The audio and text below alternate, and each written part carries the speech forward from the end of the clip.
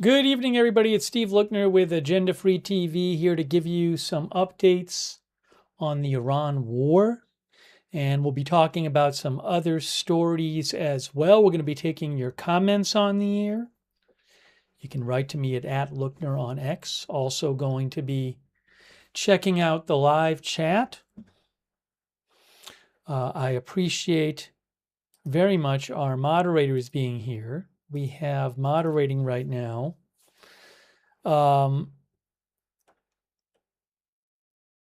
Ruth is moderating and Haley Girl over there on YouTube. Thank you so much for moderating there. Also on Twitch, Matthew Kohai 3 and Surly Dev.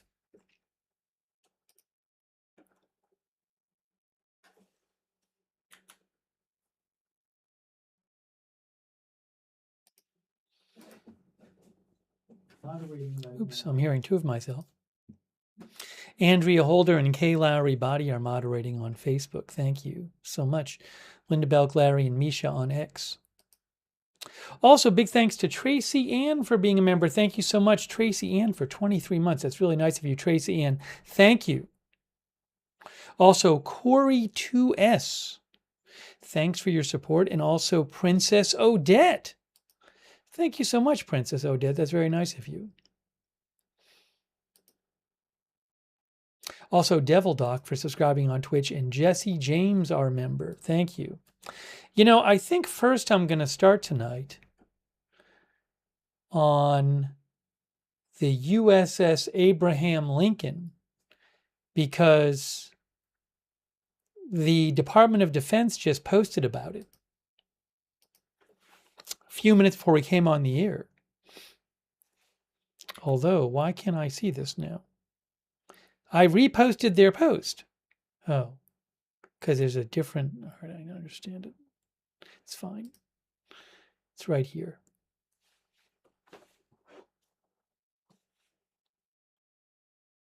Thank you, Enables, our member as well. As most of you know, there is not active fighting, as far as we know, going on right now between the U.S. and Iran. But the war is still going on. The U.S. still has a blockade on Iran, a naval blockade. In recent weeks, Iran has periodically attacked ships in the Straits of Hormuz.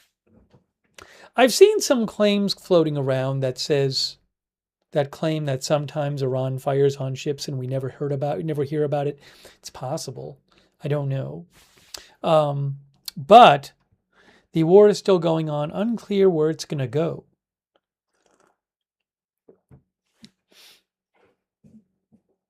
And oil is still more than it was at the start of the war, although not as much as it got up to earlier in the war. So, for example, hey, it's tradingview.com. That is Brent crude. The new trading day just opened up. But Brent is at 87.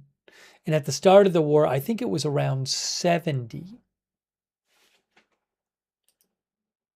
Start of the war around 70 or so. 70, 71. So it's up over 20% since the start of the war. I mean, it got over, I think, 120 at some point. So, well, I have no idea where this is all going, but the war is still going on. Dr. Broomstick said, did we win yet? Oh, 87 a barrel, I guess not. Again, it was up over 120, I think in April. Let's see here. Andrew Harry thinks conditions on the aircraft carrier is terrible. We're going to talk about that in a second. Because the Department of Defense just posted about it a short while ago.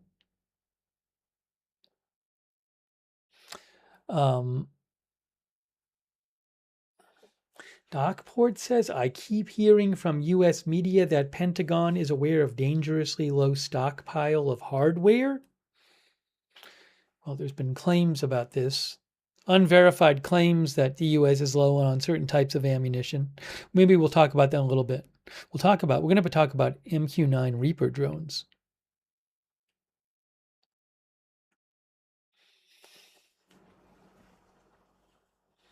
Okay, let's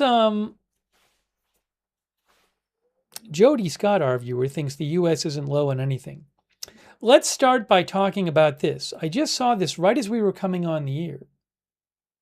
CENTCOM fact check. US military fact check. Over the past 48 hours, multiple media outlets have reported several false claims related to the USS Abraham Lincoln's deployment in the Middle East. One report alleged 7 sailors died in a brawl. I never. When did this report come out? I never heard any report about 7 sailors dying in a brawl, by the way. I do keep up with the news, so I'm not sure what they're talking about with that one. There have been reports claiming that several crew members either tried to or were going to jump off the ship. There have been reports, these are unverified reports, claiming that there were some bad conditions on the ship. Those are the ones I've heard about. I haven't heard about any report of 7 sailors dying in a brawl. Samuel DeMarco said Iranian Telegram channel said it.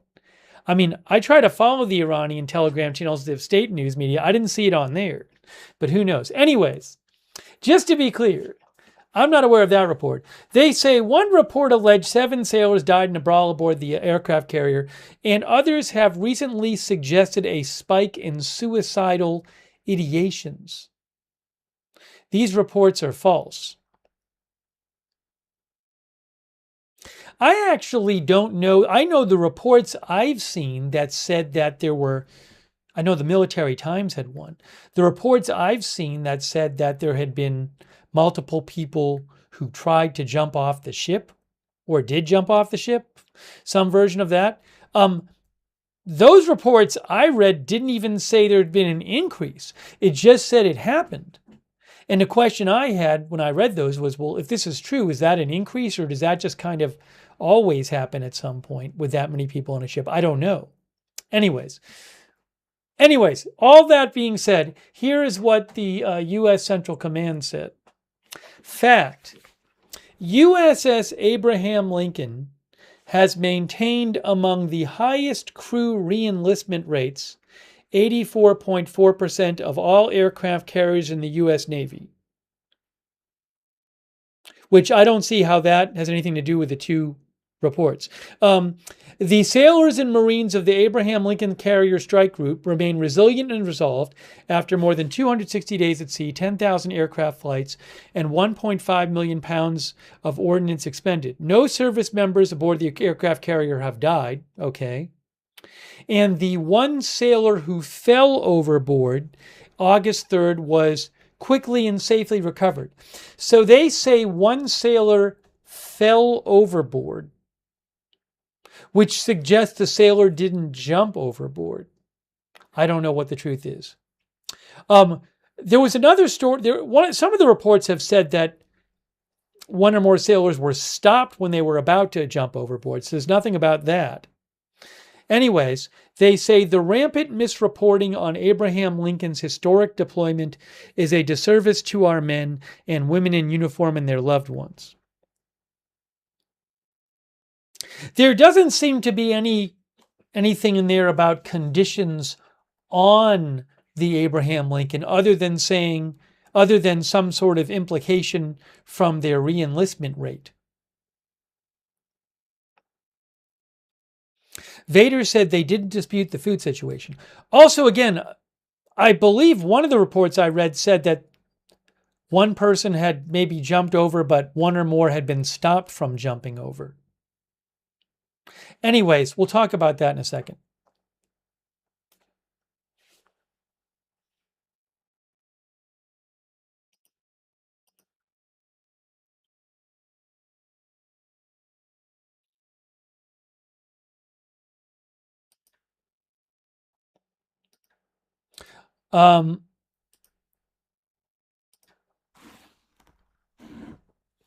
Crone Case says the families are speaking out. Let me show you some of the reports that have been coming out. Anyways, they posted about this 28 minutes ago.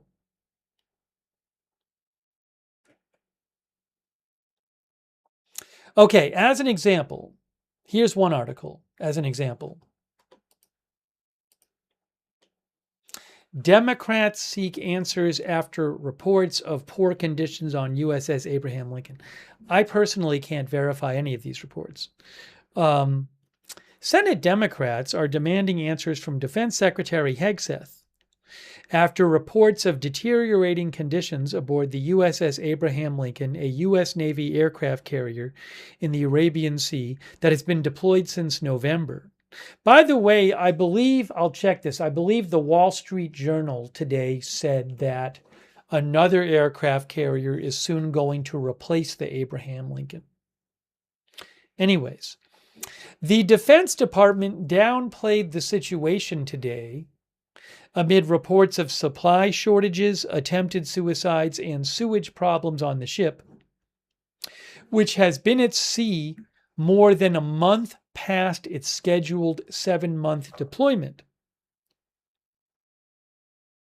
Senator Richard Blumenthal, Democrat of Connecticut, sent a list of questions yesterday to Secretary Hegseth and Acting Navy Secretary Hung Kao regarding his serious concerns about the carrier's extended deployment to support military operations against Iran. Hold on a second. What I was going to do is see if he posted that.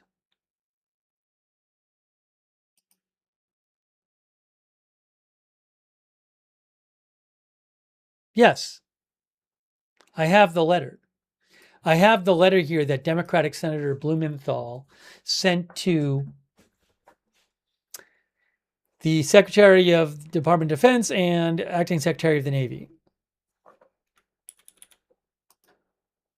This is the letter.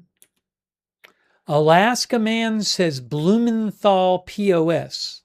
That's the comment from Alaska Man.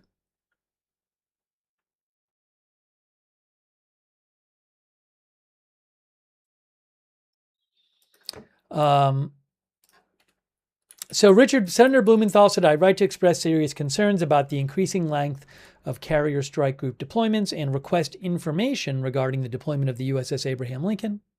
The Lincoln's extended deployment, said Senator Blumenthal, raises broader questions about the Navy's ability to sustainably generate carrier forces while preserving service member well-being, maintenance schedules, fleet readiness, and the capacity to respond to future contingencies. Since departing from Naval Base San Diego on November 21st, the USS Abraham Lincoln has been deployed more than 250 days as of this writing.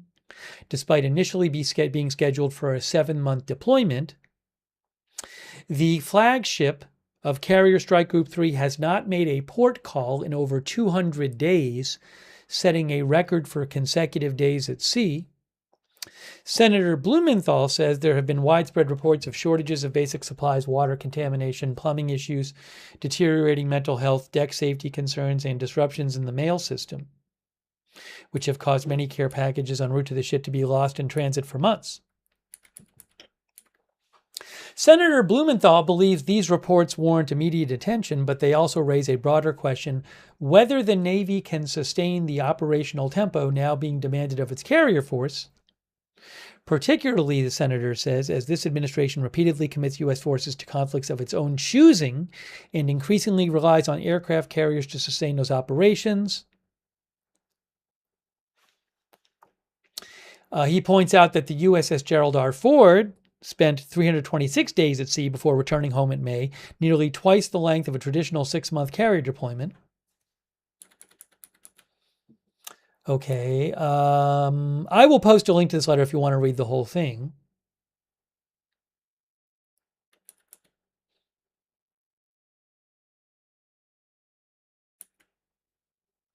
He says the Navy must ensure that decisions to extend carrier deployments account not only for immediate operational requirements, but for their cumulative effects on crew safety, equipment readiness, maintenance schedules, and the ability of the carrier force to meet future contingencies. So he asked a bunch of questions to the Department of the Navy Among them, what is the Navy's plan for sustaining carrier strike group presence in the Middle East over the next 12 to 24 months if current operational requirements continue? Asks about carrier rotations. What was the Abraham Lincoln's originally scheduled deployment length? On what dates has it been extended? Please list significant habitability, supply, and quality of life problems identified aboard the Lincoln, including shortages of hygiene products, mold, broken toilets or laundry facilities, inadequate water supplies, and other deteriorating living conditions. When these problems were first identified and the corrective actions that have been taken. Asks about how mental health, fatigue, morale, etc. are being measured, and so forth.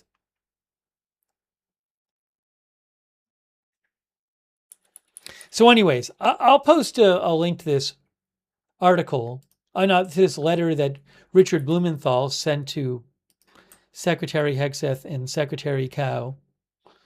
But it gives you a little idea of some of the questions that have been raised. And the Washington Post said Senator Blumenthal said conditions seem to be worsening as reports come out from sailors' families about alleged food shortages, broken toilets, moldy showers, water contamination, and faulty mail systems that prevent care packages from arriving. Again, I cannot confirm any of these reports. Also, the Military Times reported this week that at least 2 sailors have attempted to jump overboard. That's not that they actually jumped overboard. With the wife of one sailor saying burnout caused her husband to try to jump.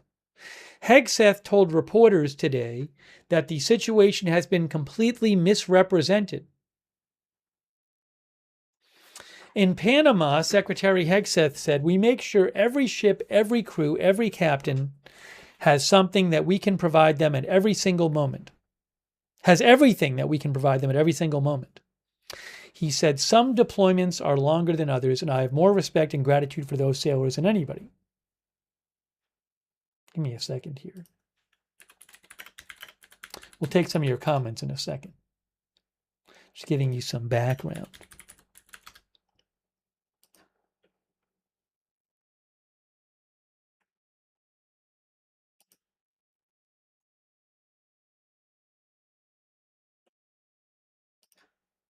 I'm wondering if I have. I may have video of his remarks. I'm not sure, though. I don't know if I'll have the rights to them. I'll have to look for that.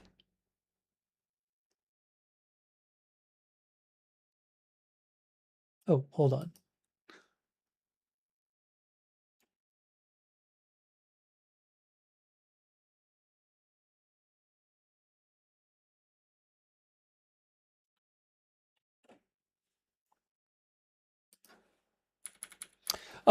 One of our viewers mentioned that there had been reports about the ship earlier. You can see, or other ship. Is it this ship or other ships? In April, after reports circulated of low-quality, diminishing food supplies, Hegseth and the Office of the Chief of Naval Operations publicly denied the claims, and Hegseth called the reports fake news. Democrats reacted strongly this week to reports of worsening conditions. Oh, and just before I take some comments here, I do want to mention that the Wall Street Journal did report today, and they said that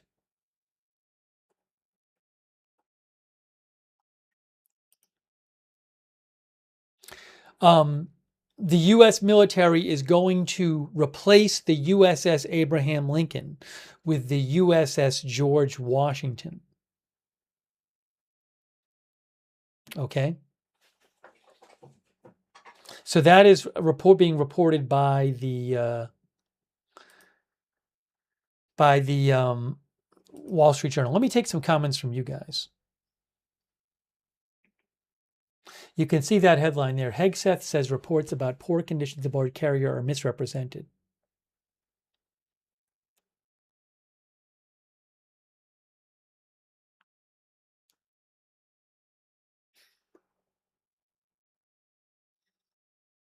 Accidental Fire says, I saw the purported food trade images. Yikes.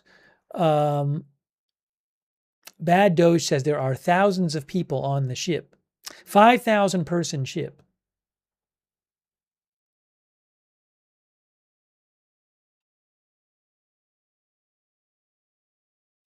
Charlie Weege says, wartime or not, these ships are out to sea for months and months. Anthony Setter-Gren says, jumping off carriers isn't a new thing, by the way. One thing that the Wall Street Journal had a quote in one of their articles today and said,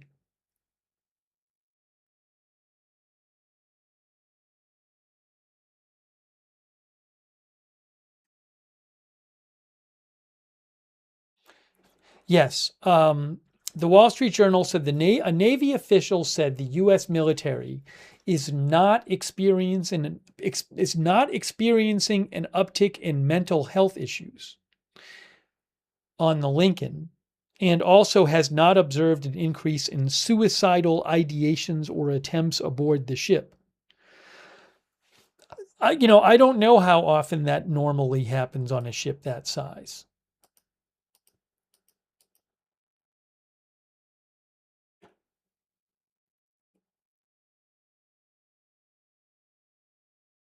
David Newhall says, so Mr. Agenda Free comes on to berate our Navy.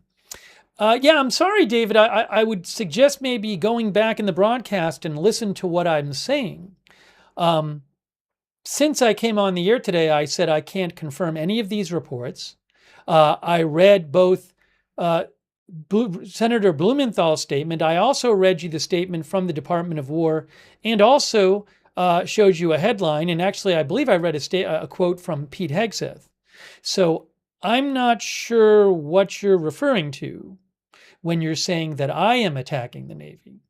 I have told you both allegations and also what the military's response was. So I'm not sure what you're referring to.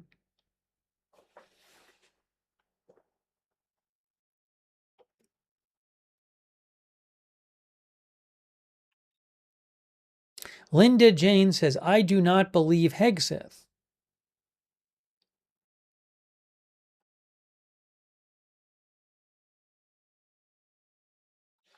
Port Avugeli says they go to port usually once a month. I guess according to the senator, the last time they had gone to port was, or was that in the article? The flagship, according to, Richard Blumenthal's letter quoted cited a Forbes article, and he said that the Abraham Lincoln has not made a port call in over 200 days, setting a record for consecutive days at sea. Look, I mean, whatever the conditions are on the ship, it certainly seems like this war could continue for a while. So there is, clearly a huge, what is it, about 50,000 soldiers in the Middle East? Some on ships from the U.S. So, that certainly could become more of a concern as time goes on, because at least right now, there's no sign that this is ending anytime soon.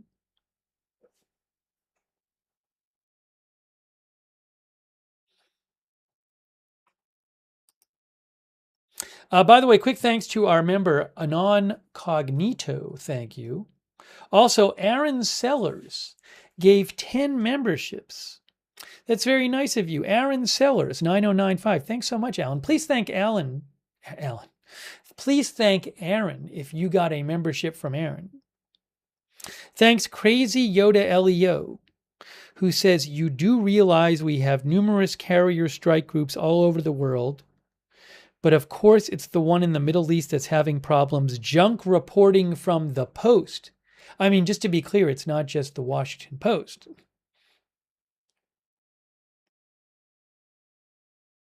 For example, two military-focused outlets, Navy Times and Stars and Stripes, said Reuters, reported suicide attempts and declining morale on the 5,000-person ship, which has been at sea since November. Well, we'll show you some more of this article in a second. Don Stellan says 9 months on a ship is not normal. Hey, thank you, Crazy Yoda Leo. I really appreciate it. Also, thanks to New Maker Windmill from Canada, who says it happens when you don't believe in the cause. That's what New Maker says.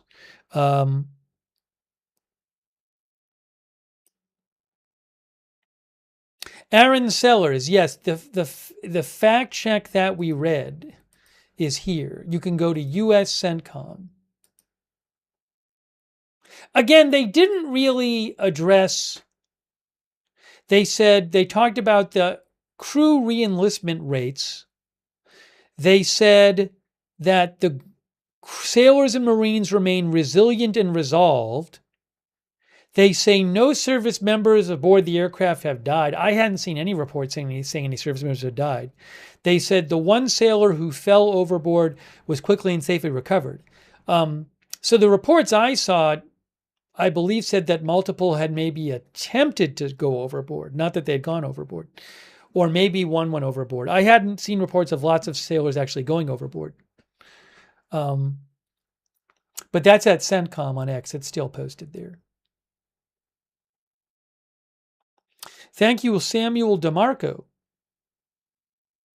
who said, found the post, won't mention what channel, but it was claiming it came from a quote from a sailor's mother. Thank you so much, Samuel. Also, Mitchell Black. Thank you, Mitchell. Mitchell says the U.S. Navy has oceanfront property in Arizona. I'm not sure what you mean by that.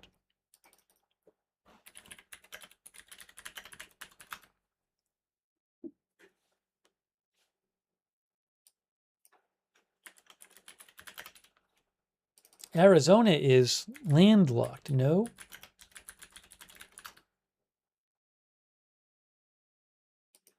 Arizona is not on the coast. Anyways, I'm not sure what Mitchell meant, but thank you, Mitchell Black. Thank you, the Demon Dog, as well, who mentions we have not seen Mitch McConnell lately or the new supreme leader of Iran and says sus. Thank you, the Demon Dog. Thank you, Angry Tacos, for being a member. Thank you, Pam D'Angelo. Thank you, Pam. I very much appreciate it. Angry Tacos thinks the U.S. lost the war. Thanks also, Evelyn VAZ, who says, I wondered, a 22-month member. Thanks, Evelyn, very much. And Billy B35, thanks for being a member, Billy, as well. All right, let's show you some more background in the story. Again, the U.S. CENTCOM coming out with this tonight, wanting to respond to claims about the Abraham Lincoln. Although, again, they said one report alleged 7 sailors died in a brawl aboard the aircraft carrier. I have no idea what report they're talking about. And they said others have recently suggested a spike in suicidal ideations. So, as I mentioned, some reports I saw said that there had been some attempts at jumping into the water, but I don't remember those reports saying that that represented an increase, although you might claim that those reports imply an increase by the tone of the reports. Anyways, they just came out tonight and posted this. Let's show you some more background here.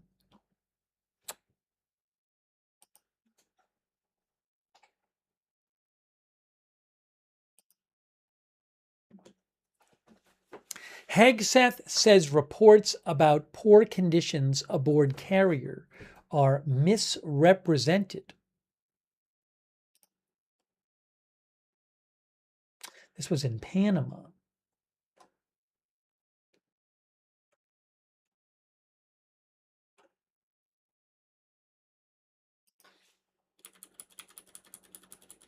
Reuters says U.S. Defense Secretary Hegseth said today that reports about poor conditions aboard the aircraft carrier, the USS Abraham Lincoln in the Middle East, were completely misrepresented. Two military-focused outlets, Navy Times and Stars and Stripes, reported suicide attempts and declining morale on the 5,000-person ship, which has been at sea since November of last year. The carrier has been in the Middle East since January, supporting the U.S. war with Iran. Hegseth told reporters, "We make sure every ship, every crew, every captain has everything we can provide them at every single moment. Some deployments are longer than others, and I have more respect and gratitude for those sailors than anybody. What they do in those high seas, in those austere conditions with less port calls, it's incredible," he told reporters during a visit to Panama. Typically, naval deployments are for between 6 and 9 months, but during times of conflict, that can be extended. Extended deployments can pose enormous strain on crews' mental health, particularly in wartime, and have always been a challenge for the U.S. Navy. Sailors must maintain a heightened state of alert and readiness, especially with the threat of drone and missile attacks from Iran. A U.S. official speaking on the condition of anonymity said this is the same report I was just telling you before from the Wall Street Journal, said the George Washington aircraft carrier is heading to the region with the intention of replacing the Lincoln carrier. That move was pre-planned, the official said. So you might wonder, are they sending the George Washington after these reports came out about the Abraham Lincoln? The military is claiming in these comments to these news outlets, oh, well, this was pre-planned to send the George Washington to replace it. As we mentioned in another story, we talked about this. Democratic lawmakers are unhappy about the extended deployment of the Lincoln carrier and the conditions on the ship. Senator Richard Blumenthal, Democrat of Connecticut, I believe it is, wrote to Hegseth and the Navy Secretary this week, there have been widespread reports of shortages of basic supplies, water contamination, plumbing issues, deteriorating mental health, deck safety concerns, and disruptions in the mail system, which have caused many care packages en route to the ship to be lost in transit for months.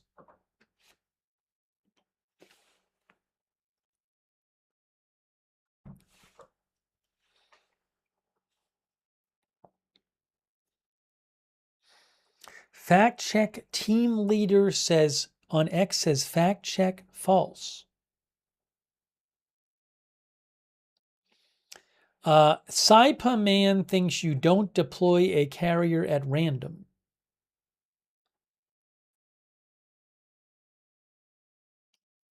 Where's the rest of this comment? Can't find it now. Flew by.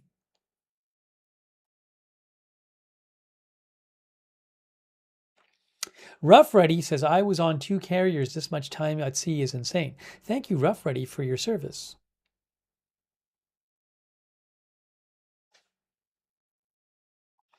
Lori Murphy says, but they usually get port time. This one has not had port time.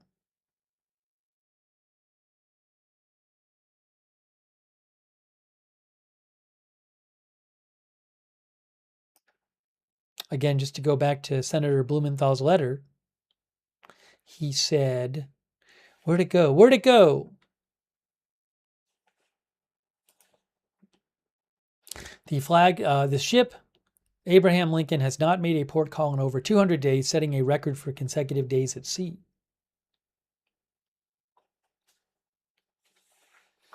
Moki Wabi says they can't go out and do things like normal people, just stuck at home basically can make you go stir crazy. Also, I'm sure it's incredibly hard to be separated from their families. 2E9 says they are doing what they signed up for.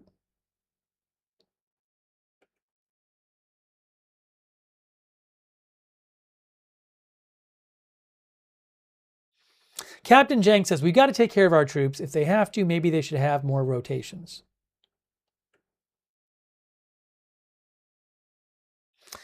JT thinks they need to bring them home. Again, though,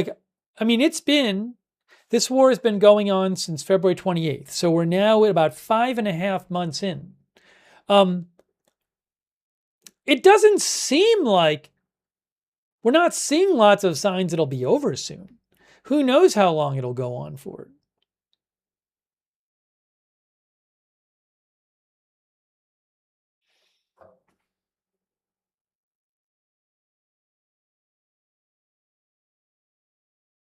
Pepper Moon thinks they didn't sign up for that, poor guys.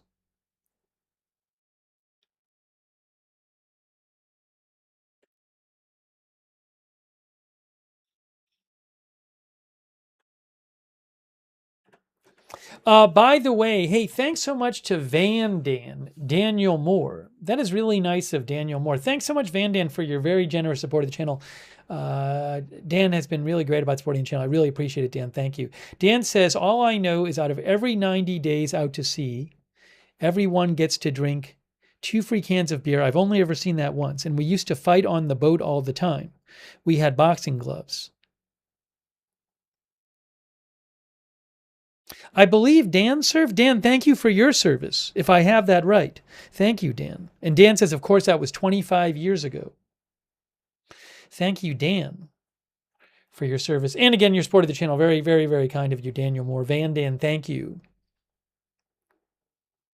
Thanks also so much, Mothman, who says, I think the actual issue is there was an incident with one sailor, and people who are either sympathetic to Iran or they simply dislike the administration are spreading rumors. That's what Mothman thinks. Hang on a moment here.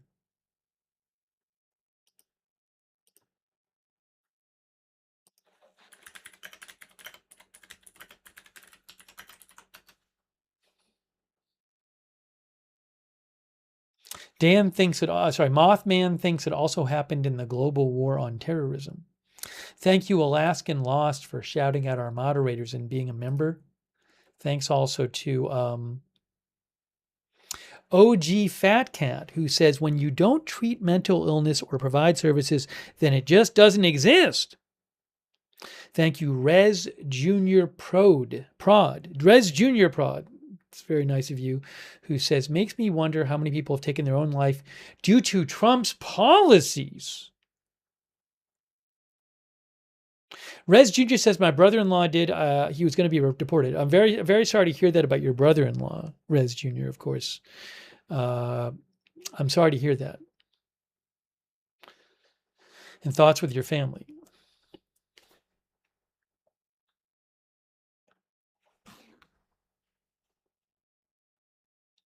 David says, this is not our war. We were not attacked like Pearl Harbor.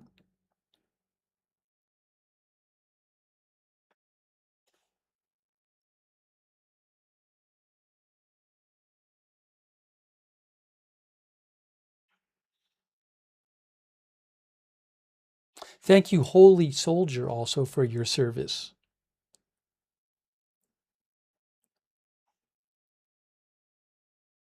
Let me show you one other report I saw about this.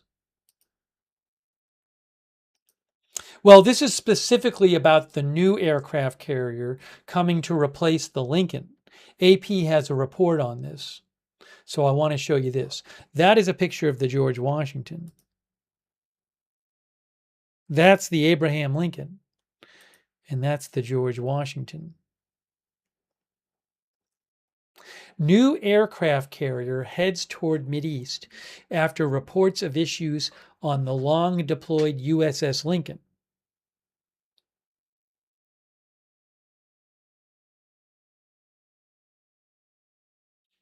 AP reports that the Pacific-based aircraft carrier George Washington. Now, is something else, is another one going to go replace the George Washington in the Pacific? I don't know that. The Pacific-based aircraft carrier USS George Washington has begun heading toward the Middle East as reports have emerged of mental health and supply issues aboard the long-deployed USS Abraham Lincoln. The Lincoln has been supporting the U.S. war against Iran, and its deployment has included a record-setting uninterrupted time at sea of more than 240 days. As we told you, several Democratic lawmakers are pressing for accountability from the Pentagon over conditions aboard the carrier, while Defense Secretary Hegseth said today that these reports were completely misrepresented, or the conditions were completely misrepresented.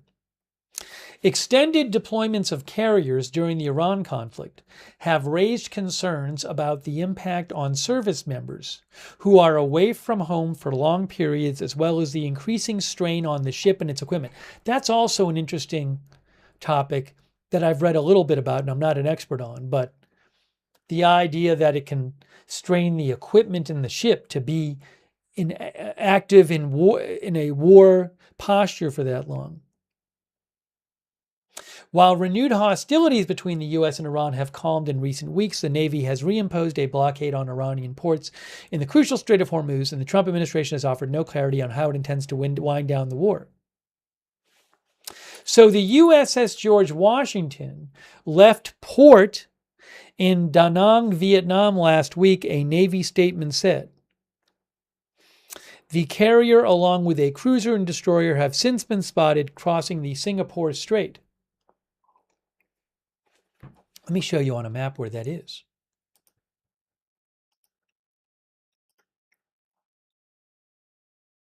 So you can see.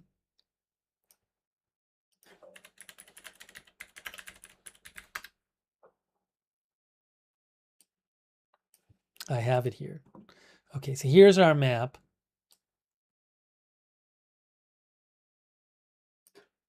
Singapore Strait is here, and it's heading here. Well, here's the Gulf of Oman. It's the Gulf of Oman right there. So let's assume it's going there. I mean, it's over 3,000 miles away.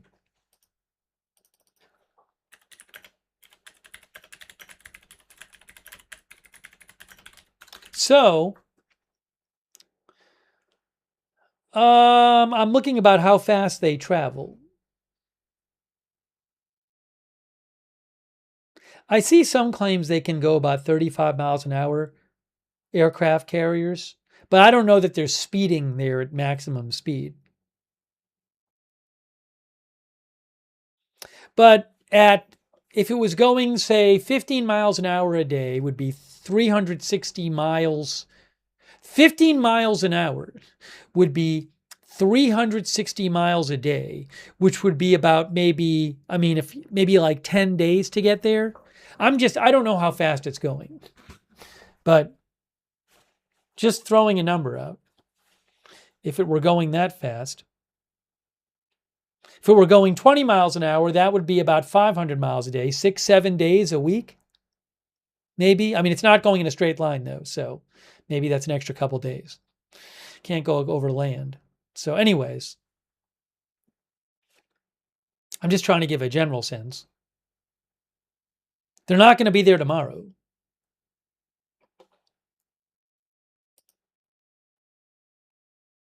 I mentioned about the Pacific. Look.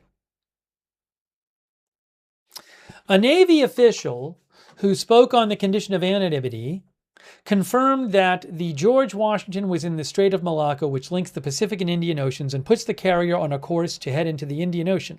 The Wall Street Journal earlier reported that the Washington would replace the Lincoln as one of the 2 aircraft carriers now stationed in the Middle East. The move would leave the waters of the Pacific without a U.S. carrier presence for an unknown period of time.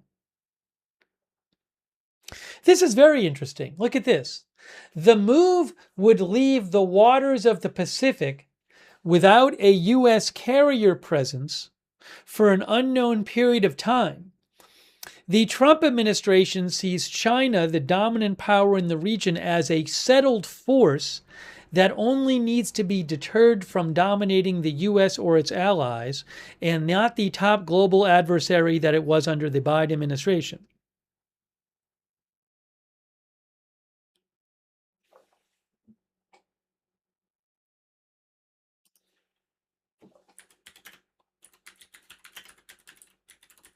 It is interesting, though, that report that, well, there won't be a carrier there.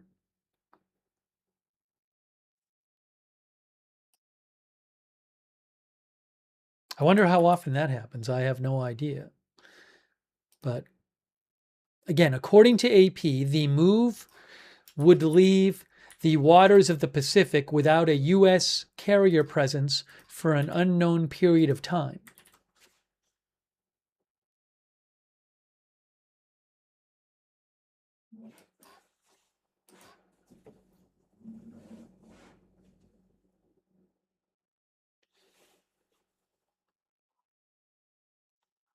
Chris N says there's one in San Diego.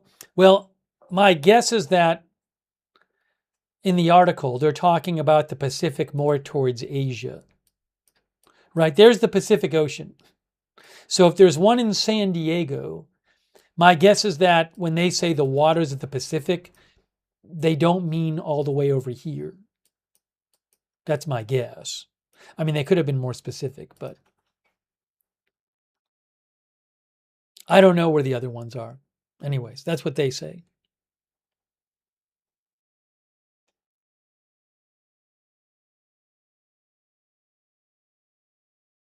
AP reports that Navy leaders, including Acting Secretary Hung Kao, last week held a tense town hall for families of troops aboard the USS Lincoln, at which the commanders of the Navy's air and surface forces promised to do everything they could to relieve the aircraft carrier, MS Now reported earlier on the meeting. When reports of food shortages aboard the ship first surfaced in April, the Navy pushed back, calling those reports false. Reports have since emerged that sailors on the Lincoln are struggling with mental health concerns. The Navy said in its statement that it has not observed an increase in suicidal ideations or attempts aboard the ship, but officials declined to provide data, citing operational security and patient privacy concerns. I don't know if I can get that statement for you.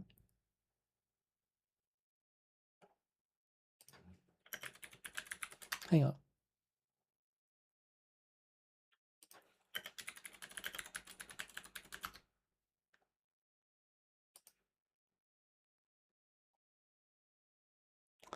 I'm not seeing one right now.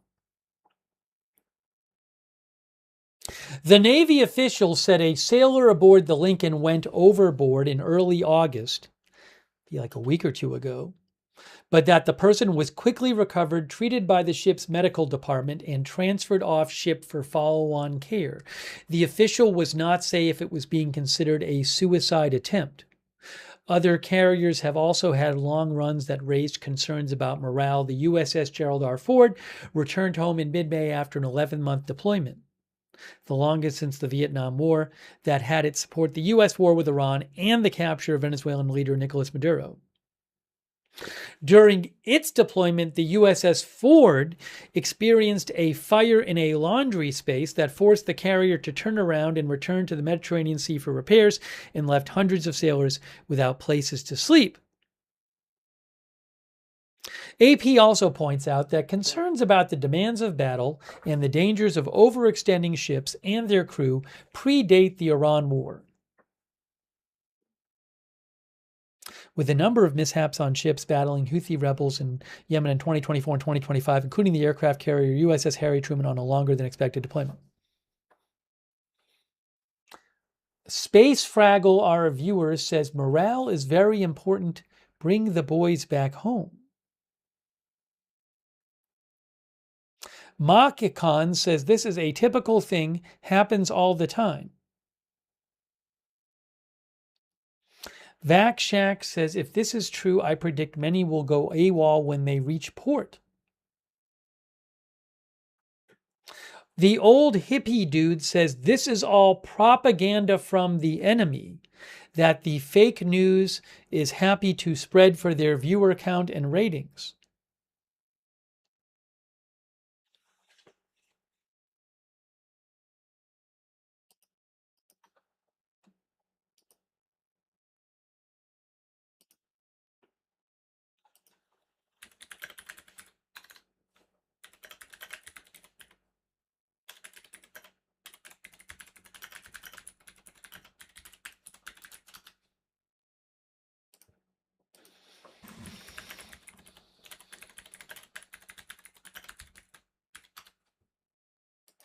Hey, one of our viewers was talking about other aircraft carriers. VetTech says there are 4 on the West Coast. I decided to pull up a list from Wikipedia.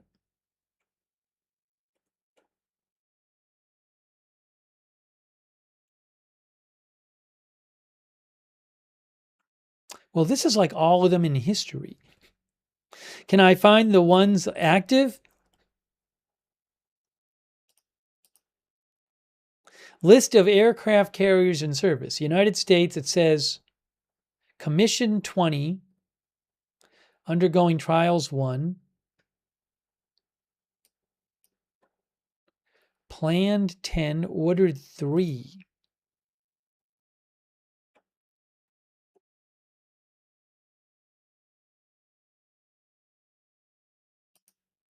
Aircraft carriers.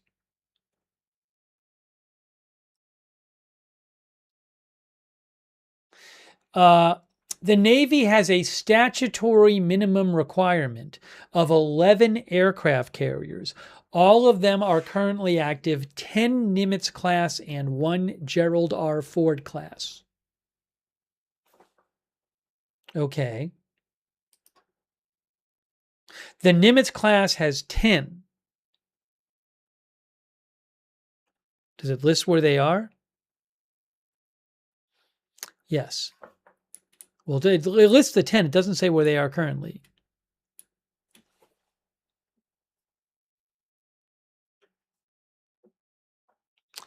ChatGPT said that 4 are reported as deployed or underway on major operations right now. The USS Abraham Lincoln in the Arabian Sea, right? The USS George Washington, which is reported to come replace the Lincoln. The USS Theodore Roosevelt in California, preparing for deployment. And USS George H.W. Bush in Arabian Sea. Now, where is this? Oh, the U.S. Naval Institute has a page you can go to. It says USNI News Fleet and Marine Tracker.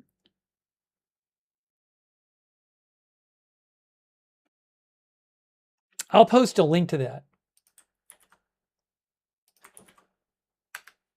You can read, and it talks about the different groups and where they are. It says that the George H.W. Well, hold on a second here.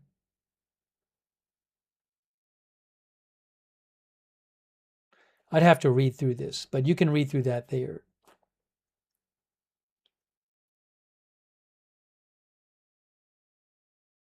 For example, they say the Tripoli is in port in Japan.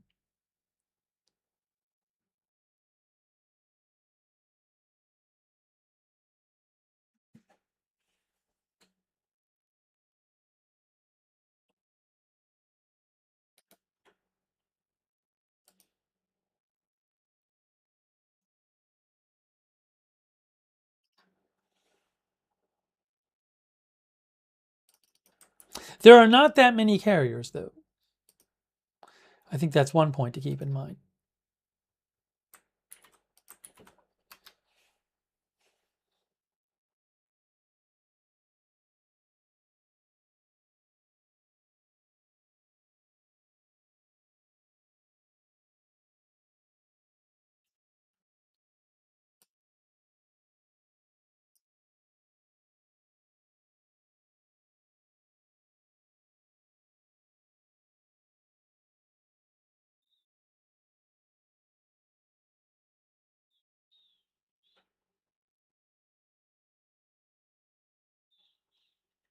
Gemini claims that 6 of the 11 are doing some combination of maintenance, overhaul, or home port.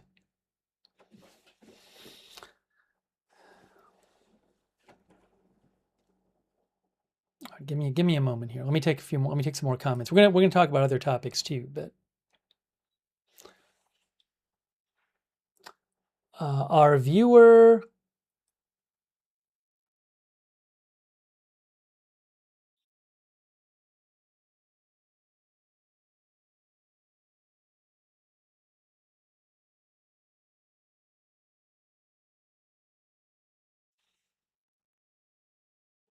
One of the comments flew by. I wanted to read it.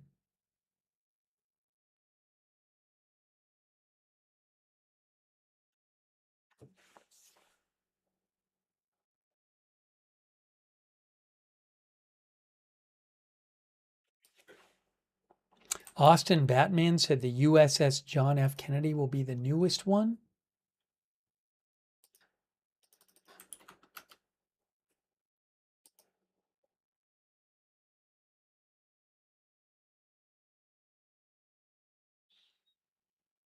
It was decommissioned in 2007. It says she'll be scrapped. Wikipedia says the USS John F. Kennedy will be scrapped. Oh. She has been succeeded by the Gerald R. Ford class aircraft carrier pre-commissioning unit John F. Kennedy. There's another John F. Kennedy. That's what it is? Yes. This John F. Kennedy is going to be scheduled to be delivered to the Navy on March 2027. That one there. Okay, that's what Austin was talking about. That's from Wikipedia. Thank you, Austin.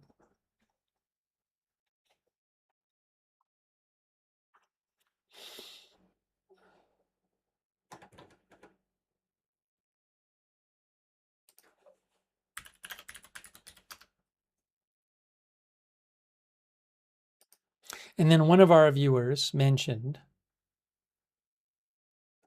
flew by and now I can't find it, that the USS Idaho is a submarine that was christened in March. Well, where was it? I thought it said 2026. Commissioned in 2026. April. Okay, now,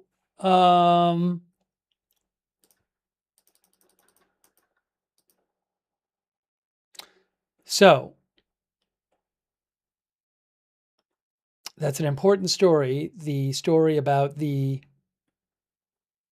aircraft carrier. But there's other things I want to talk about.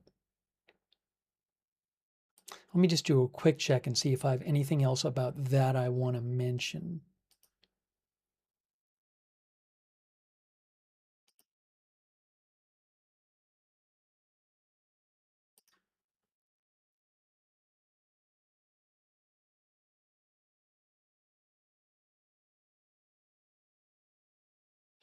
The New York Times points out that when ships are kept on long deployments, that can increase the wear on the ship itself. Also, it can mess with plans for maintenance schedules that are developed years in advance.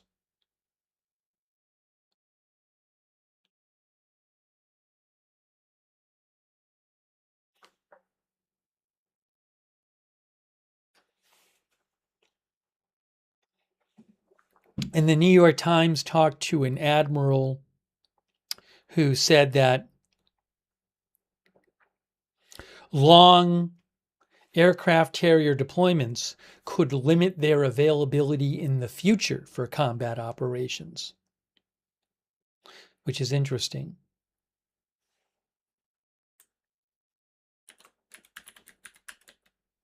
That was a retired Navy vice admiral they talked to.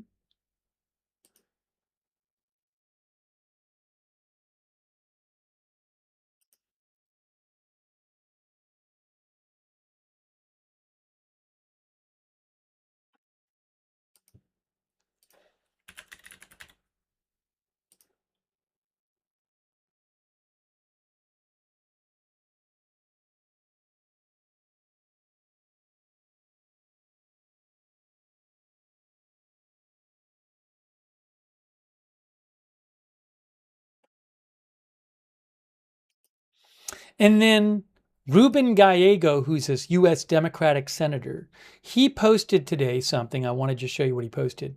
So it was another account posted a clip of Secretary Hegseth saying that the reports about the poor conditions on the USS Abraham Lincoln were completely misrepresented. And Ruben Gallego posted that and then posted this above it. He said, I am in communication with a spouse who is forwarding me her husband's text messages. Stop lying and fix the problem.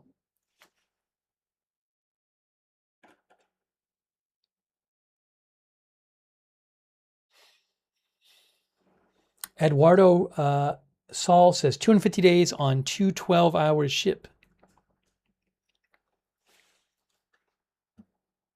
Well, my best to all the soldiers who are on these ships. In some cases for, very long amounts of time, putting themselves on the line.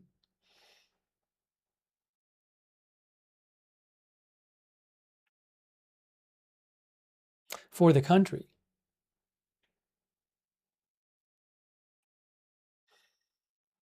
Okay, now, there's another topic related to the war I want to talk about. First, though, I want to shout out our moderators who are here. Ruth and Haley Girl are moderating over on YouTube, and I really appreciate that. Thank you. Also, we have on Twitch, Surly Dev is moderating. Thank you. Darren Charlo, K. Larry Body on Facebook. Andrea Holder, thank you. Linda Belk, Larry, Misha on X, thanks so much for moderating. Also, shout out to Yumi Katsumi for subscribing on Twitch. Thank you, Yumi. Also, Dasierin for subscribing on Twitch. Thank you. Shave Ezra for subscribing on Twitch. Thank you. Thanks also, Justin Winters. Thank you so much, Justin Winters, for your support on Twitch. Thanks to Crypto King for being a member for over 4 years. Thank you so much, Crypto King. Thank you, Udia, for your service. Udia says 23 years retired Air Force. Thank you, Udia. Udia thinks the carrier has been out there too long. Thank you also, I Am Charlie. Thanks, I Am Charlie's a veteran. Thanks, I Am Charlie, for your support. Who says they are on a ship that has the best of everything, including food. Thank you, I Am Charlie. Thank you, Moya AN97, who thinks this is likely an isolated issue and families saw it as an opportunity to push/force the administration to bring them back. Saw this a lot working at a prison, says Moya. Thank you also, E1991M. I really appreciate your support, E1991M, who says on March 11th, the Democrats complained about lobster for our sailors. Now the Democrats say we're not giving them enough lobster. I haven't seen these reports about lobster. By the way, U.S. soldiers in World War II didn't have it very easy either, but we won because they were tough, says E1991M. Thanks for your support. Okay, so next, we're going to talk about a different story that emerged today that I want to mention related to the war. Let me just do a quick check here and make sure I'm not missing anything right this second. You never know what's going to pop up.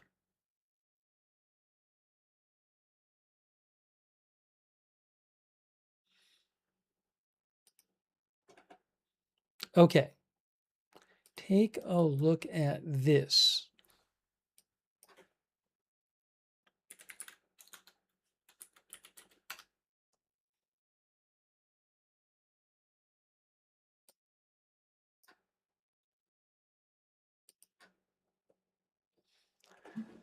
Chris N says, God bless our military.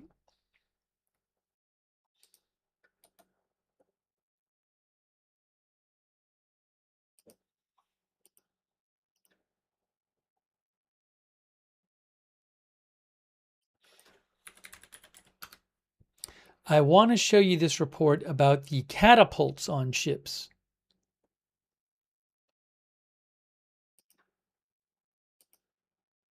I first saw this in the Wall Street Journal, but I've seen multiple reports about it.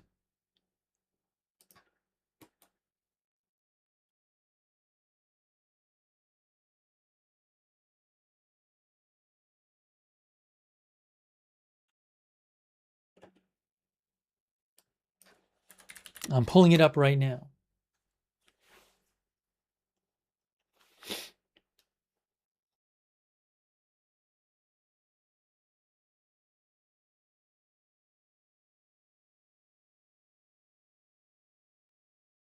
Okay, check this out. Oops, that's not it, obviously. Trump orders the Navy to return to an older system of launching jets off aircraft carriers. I first saw this in the Wall Street Journal. AP is reporting it as well. Trump orders the Navy to return to an older system of launching jets off of aircraft carriers.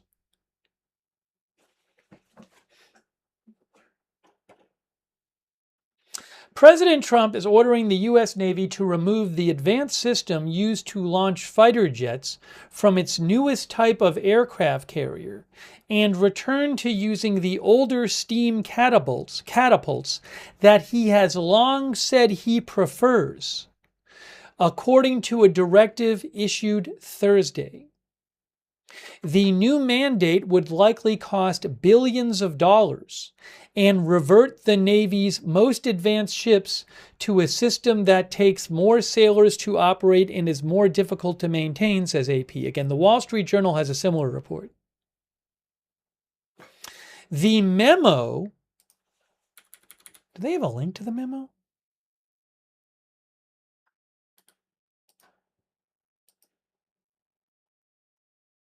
Oh, look, here's the memo from today. Rebuilding the U.S. Navy and America's shipbuilding industrial base, restoring steam and hydraulic systems to carriers. Within 60 days of the date of this memorandum, which was issued today, the Secretary of War, in consultation with the Secretary of the Navy, shall provide to the President, through the Director of the Office of Management and Budget, and the Assistant to the President for National Security Affairs, a plan on the required measures to replace the electromagnetic aircraft launch system and advanced weapons elevators with steam and hydraulic systems for the construction of CVN-81, including timelines and resourcing requirements.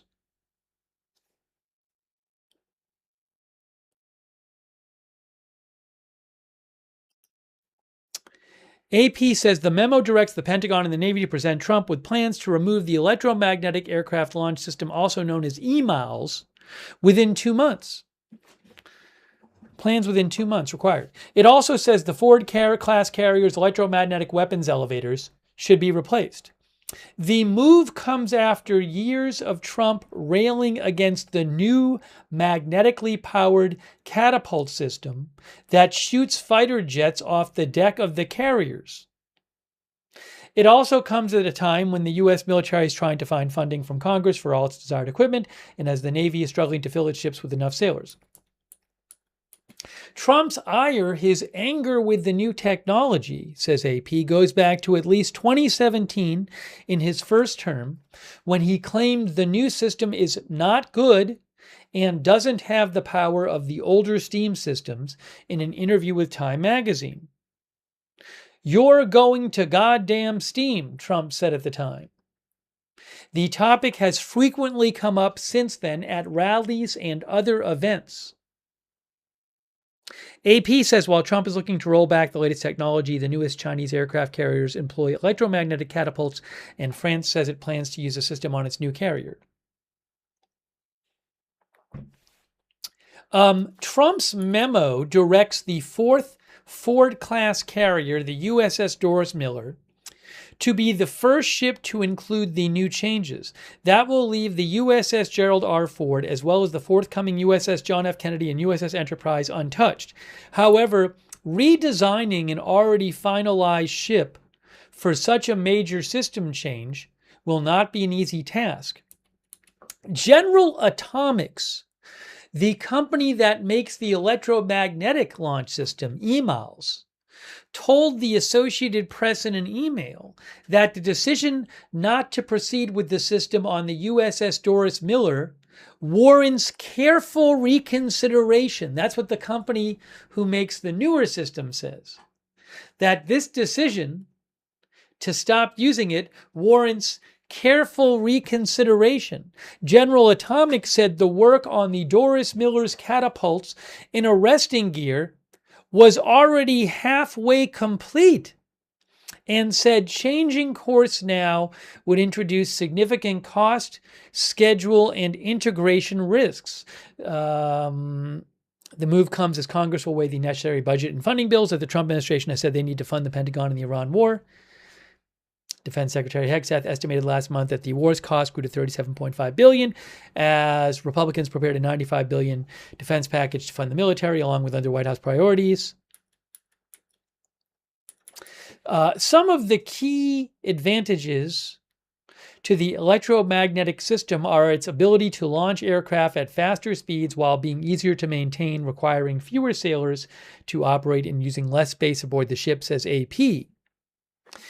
EMALS aboard the USS Ford cut the number of sailors needed to operate the catapults from around a dozen to 2, says AP.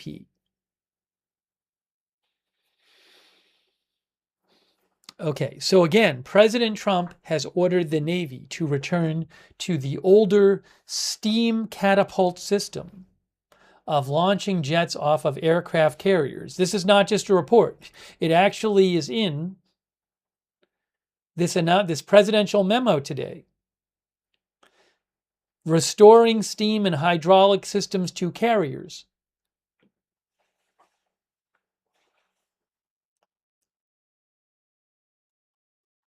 The Wall Street Journal, and I'm going to take some comments in a second. The Wall Street Journal had a story about this today. In their story, the Wall Street Journal, they said that the Navy has spent years fighting President Trump's push to go back to steam catapults.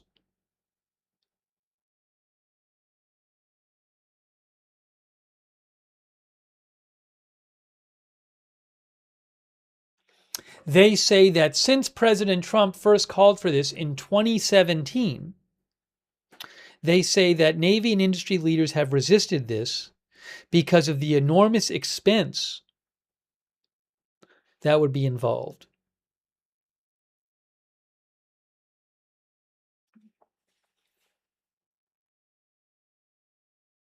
I want to take some comments from you guys on this.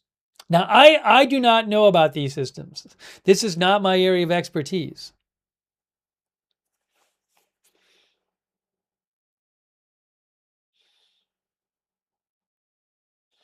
Punk Rock Luke says, let's go back to coal engines while we're at it.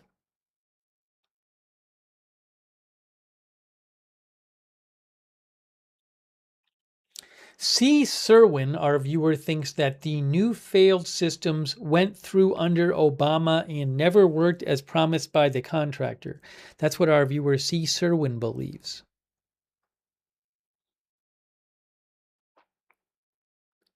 G. Slayer thinks that steam launchers struggled with the more advanced payloads our newer fighter can carry. That I'm not sure about. I don't know.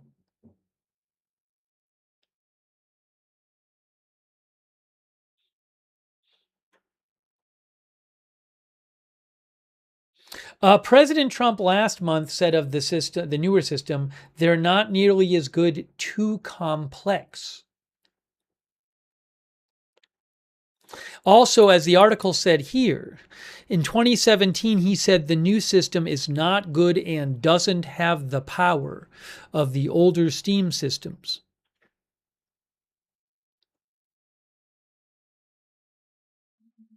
Wall Street says, do we think Trump has the technical knowledge to decide this?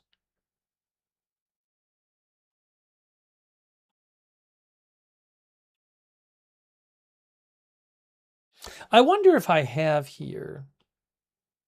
Give me a moment. You can see also Reuters has this headline: Trump allows Navy to build ships abroad, orders return to steam catapults on carriers.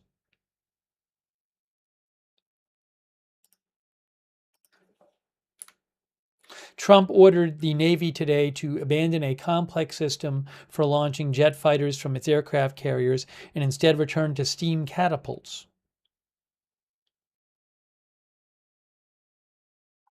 Oh,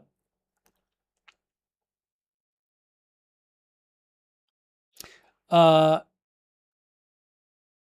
the design change is expected to cost taxpayers hundreds of millions of dollars. The Wall Street Journal says billions. Uh, Trump has frequently criticized the Navy's electromagnetic launch system as being more expensive and not as effective as steam catapults. Trump said at a defense summit in Pennsylvania last month, billions of dollars more they spent on electric catapults, and they're not good. They're not nearly as good, too complex. When the Navy selected emails in 2009, the electromagnetic system, it said it would lower overall life cycle costs, require less maintenance than steam catapults, and generate less physical stress on carrier-based aircraft. The system, also selected by France's Navy, has had initial troubles, but has since completed thousands of launches. As of March 2026, the USS Gerald R. Ford had completed 36,863 emails launches. Again, emails is the new system.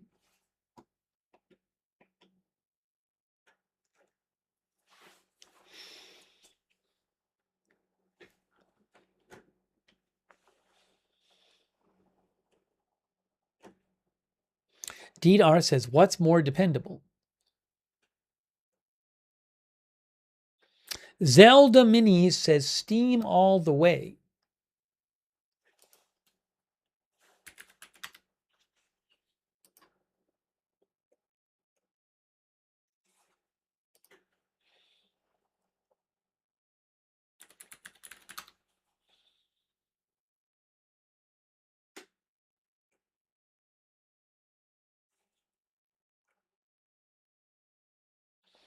John Kudazik says we need more aircraft carriers in the Middle East.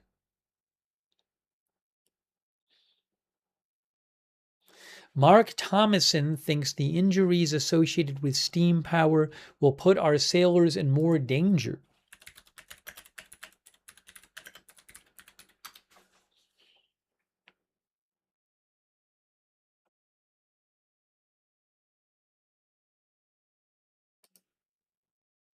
Oh, I might have a little more detail on this if you give me 1 second here. This story just came out today. I just saw another article. I hadn't even read about it. Let's see if it has anything different.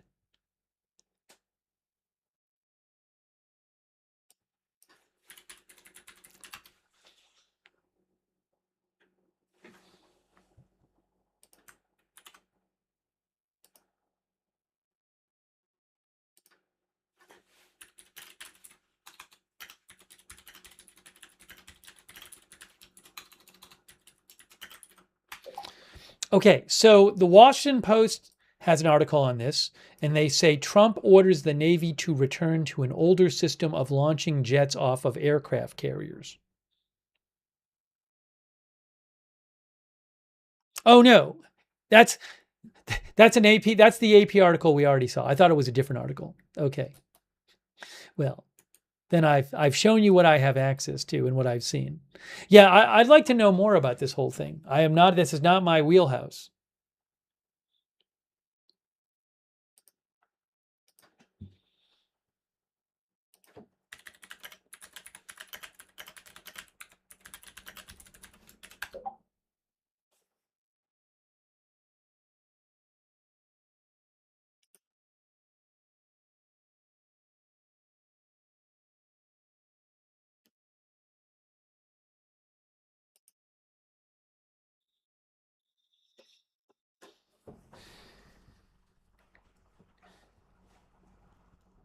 Richard Vertree says we must have a bunch of carrier pilots on this blog. I think Richard meant in the chat. Yeah, it's not every day we see some announcement from the president about changing aircraft carriers. Hey, a quick thanks to Rita, who gave 5 memberships. It's really nice of you, Rita R64. Please thank Rita if you got a membership. Also, thanks to Crazy Yoda LEO, who says, military personnel complaining about chow is nothing new. Mental health issues during time of war is nothing new. It's not inherent to this deployment. It's ridiculous reporting. It's war. Thank you so much, Crazy Yoda LEO. Also, Samuel DeMarco, thanks Samuel for your support. Samuel says, take this with a grain of salt, but seeing posts reporting that some of the text sent to family members of sailors on the Lincoln could have been spoofed by Iran hackers as psychological warfare. I haven't heard anything about that, but I have no idea, Samuel. Thank you so much, Samuel.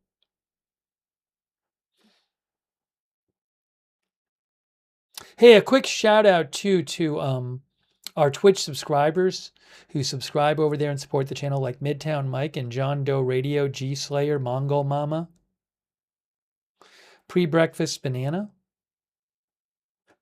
Zelda Minis, J. David Aguadello, Wall Street, Shaggy, all of other Twitch subscribers.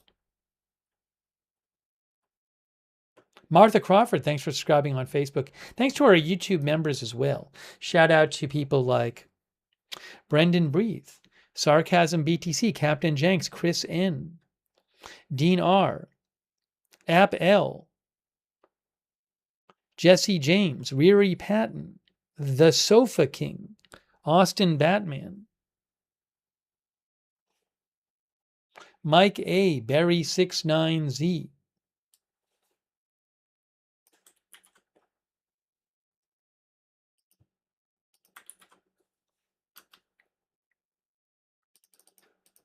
and all of our other YouTube members. Thank you.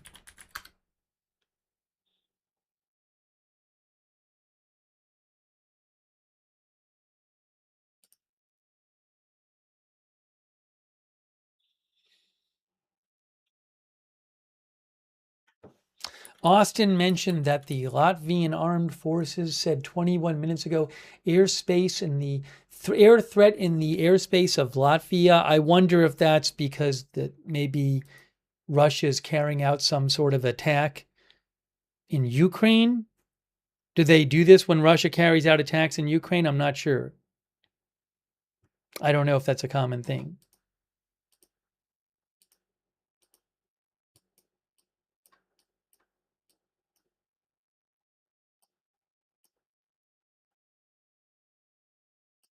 I mean, Latvia is up here. Ukraine is down here. I'll have to see if I can see anything more about that, Austin.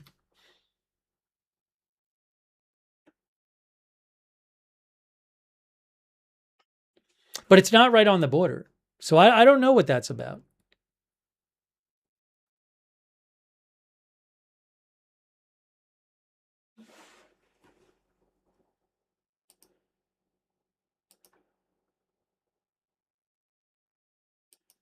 Maybe there's drones in the air or something. I'm not sure.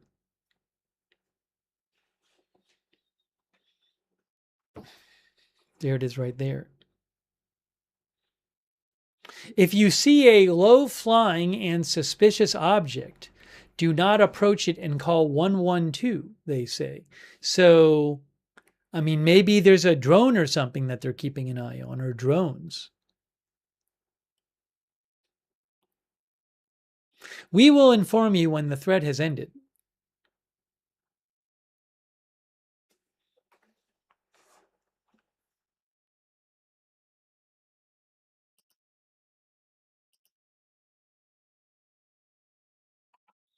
Thanks, Austin, for mentioning that.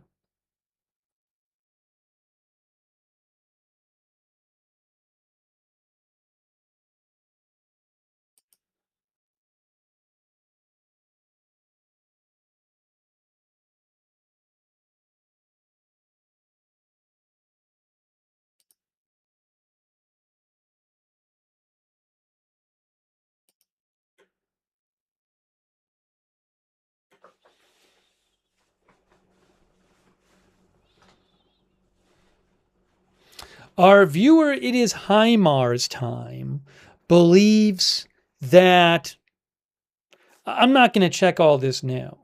Our viewer, it is HIMARS time, says that, what is this?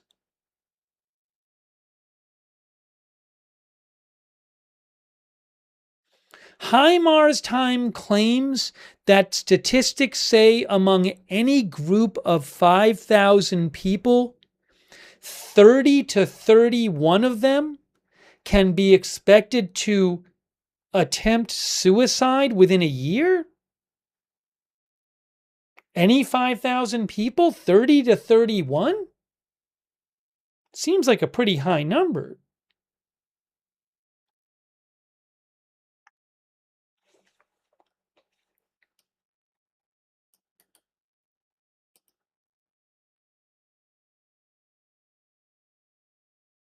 So I can tell you this, that the National Institute of Mental Health said that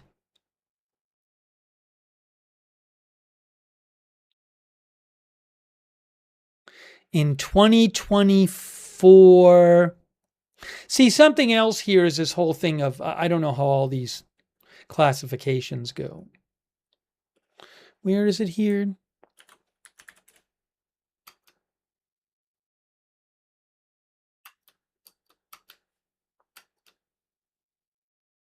Yes. So in 2024, said the National Institute of Mental Health, right? So now what they say here is that in 2024, 0.8% of adults age 18 and older in the United States report they attempted suicide in the past year. Now, I guess what our viewer is saying is that, well, if roughly 1% of people attempted suicide in the past year, then 1% of 5,000 people would be 50. So on the ship, you'd expect, or 0.8% would be 40 people. So based on the numbers, you'd expect 40 people out of any 5,000 to attempt suicide within a year. Now, the thing is, though, I don't know. That's an interesting. I understand what you're saying. Your argument's an interesting argument. First of all, I don't know in terms of reporting they attempted suicide. What do those? What counts as? What are all the behaviors that fall under that? And also, are there? How does that random group of people compare to, say, a group of people on a ship? So it's an interesting thought. I'm not willing to jump from, with no background knowledge of the details or the statistics. I can't jump from that to say, oh, well, I guess we should expect 40 people on every aircraft carrier to attempt suicide a year. But I don't know. So, anyways, but it's an interesting. Thanks for the message. It's obviously sad that anyone attempts suicide. As I said before, something I hadn't really seen in the reports that had come out about people attempting possibly to jump off the USS, it's the Abraham Lincoln, right?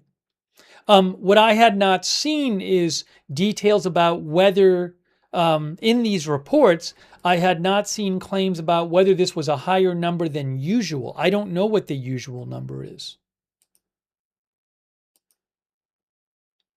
Now, a statement from the Navy, I believe, said that they hadn't seen. The Navy claims that there has not been an increase in suicidal ideation, thoughts, or attempts.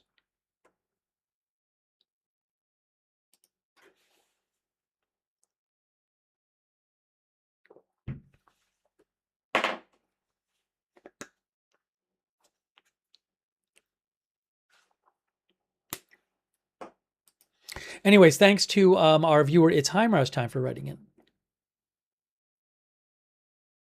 Or writing to me on X.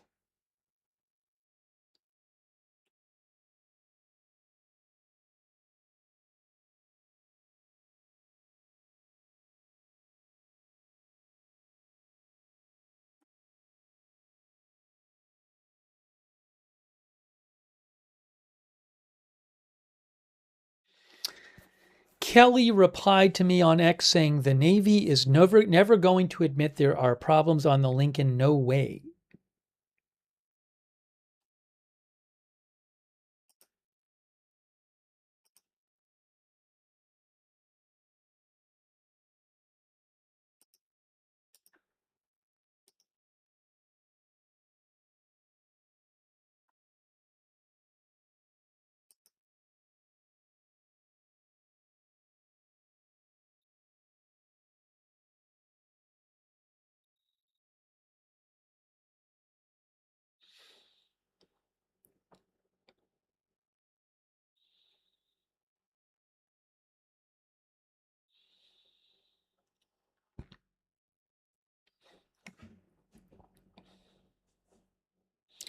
Let's see here. Give me a moment.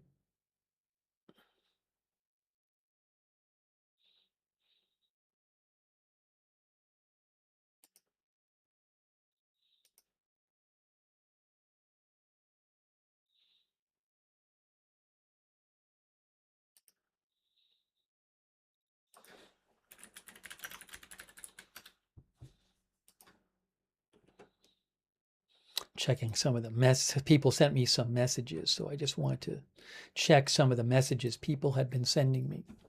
Been trying to keep up.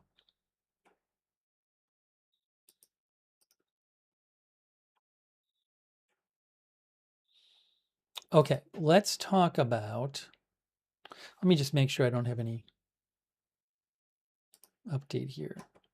Now, I will say that there are reports tonight of drones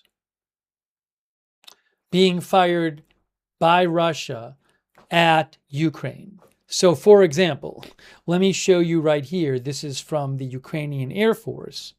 Some of their posts tonight about Russian drones.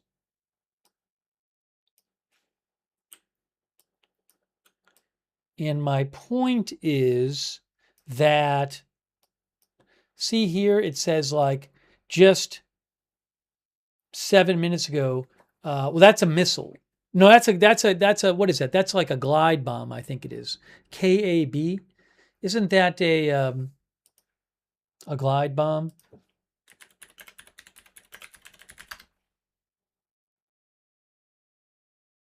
Hang on, I'll tell you in a second.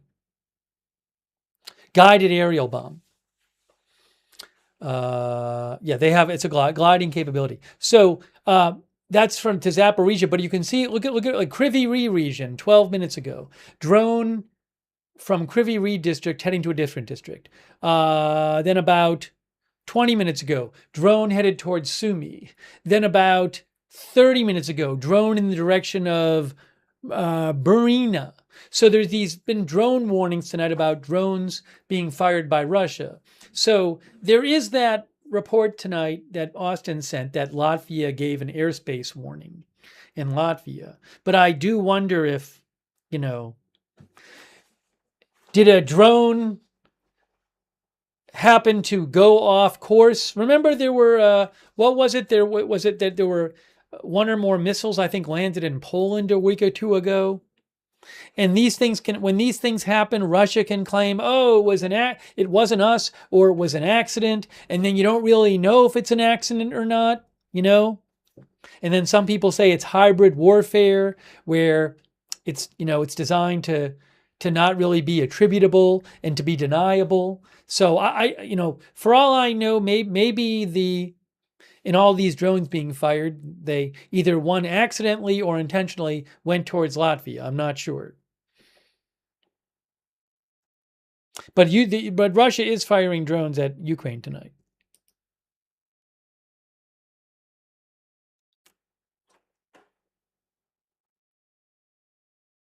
Thanks, Jason Allen, who served on a helicopter gunship, a special operator, or maybe still does, in Alabama, Fort Rucker. Thanks for watching and for your service.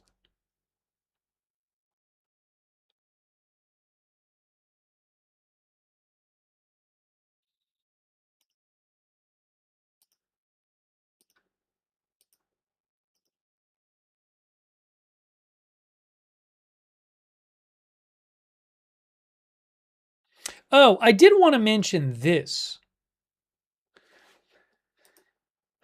because there was something that we hadn't covered that came out yesterday that I wanted to mention. I posted about it, but we hadn't talked about it. Do I have an article on this?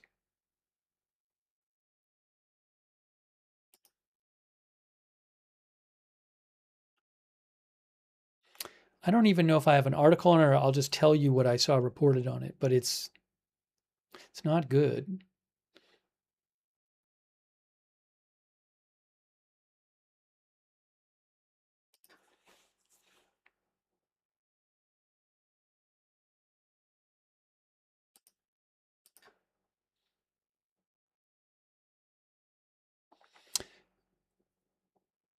So it was reported that the Houthis, this came out, got reported multiple places. I saw a report in Lloyd's List about this, but I believe there's a bunch of reports about this that came out.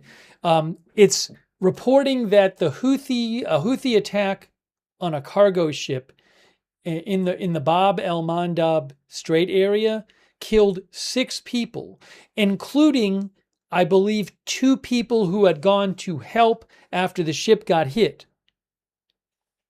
So it would be like a double tap strike.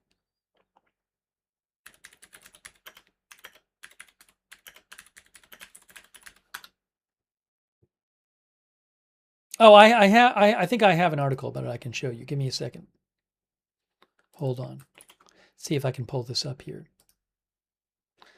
But I don't know that I'd seen a recent ship attack where they'd fired on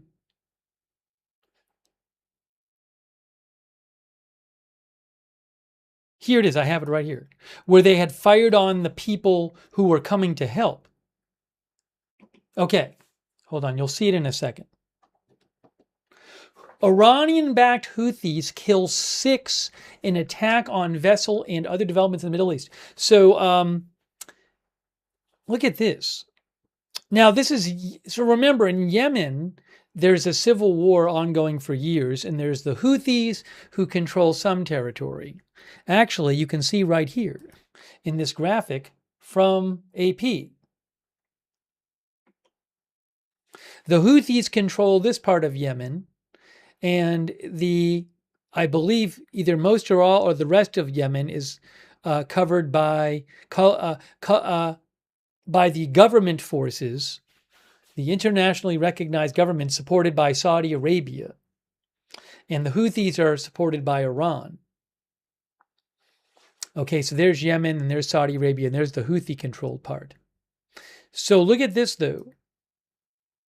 Yemeni authorities, so that would be the government of Yemen, not the Houthis, I believe, said 6 people were killed by Iran-backed Houthi rebels attacking a vessel in the Bab al-Mandeb Strait, which is this narrow strait which goes, there's the Red Sea, and the strait goes here, out to the Arabian Sea, I believe, eventually, if I'm getting that right.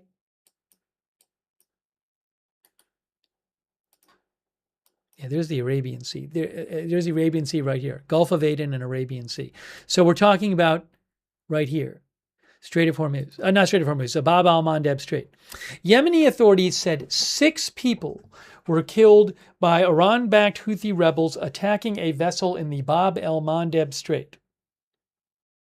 Oh, and this also happened while U.S. forces fired on a ship was trying to break a blockade of Iran's ports. That was both yesterday. So look at this. 4 crew members and 2 allied fighters were killed, Yemen says. 6 people were killed on Tuesday by Houthis firing missiles on a vessel in the Bab el-Mandeb Strait, Yemeni authorities said. Yemen's Coast Guard said the dead included 4 crew members and 2 members of the government-allied National Resistance Forces. The Houthis fired 3 ballistic missiles at the Yemeni commercial vessel, according to the Transportation Ministry of Yemen's internationally recognized government. This doesn't even have the other details, though. They are the first known deaths from Houthi attacks on shipping off of Yemen in the latest bout of fighting. But there's more here. According to Lloyd's List, they said that the Yemeni Coast Guard said that in the initial attack, 4 crew members of the cargo of this cargo ship were killed. And then, according to the Yemeni Coast Guard, the Houthis fired another missile while rescue teams had come to the scene and were conducting search and rescue. And that killed 2 people, and they said that killed 2 people and injured 3 more of the rescue crew. Now, I'm not aware of another report in the last. Now, some people would say, well, this is between the Houthis and Saudi Arabia, and it's not part of the Iran war. So I don't know that I want to say it's necessarily part of the Iran war, although who knows.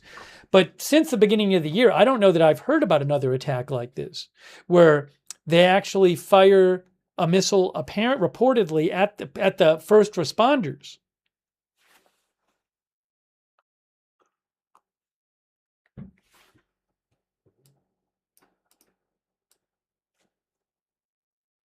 Let me take some comments. So that was really striking to hear that. Oh, I have something here. This is from the International Maritime Organization.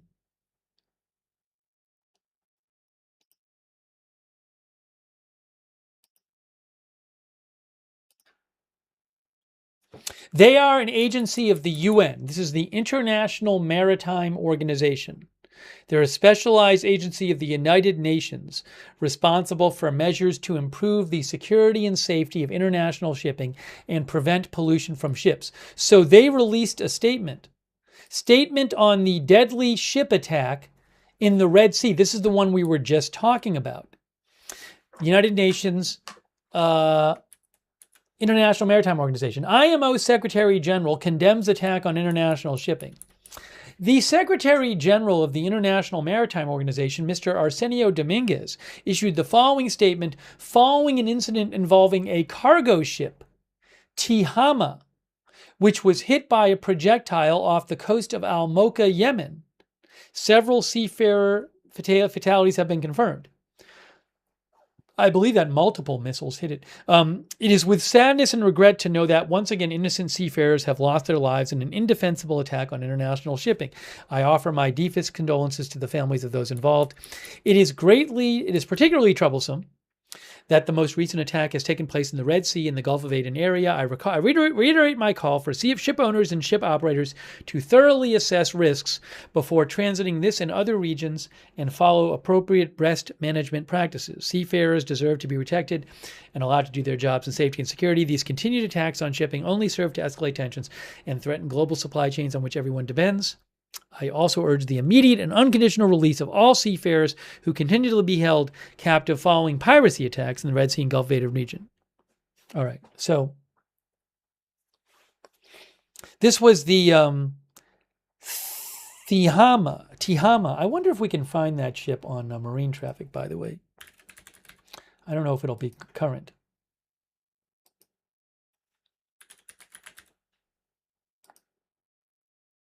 Yes. Ooh, I'll show it to you in a second. Hold on.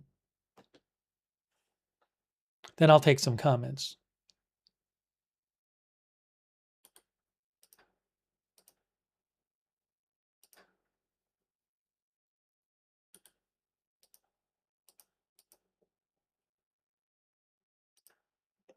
The Tihama deck cargo ship flies under the flag of Tanzania. It is about 200 feet long, so it's not an enormous ship, but it's not a small ship either. So that's the ship. That's from marinetraffic.com, the ship tracking and marine analytics provider. And let me show you here.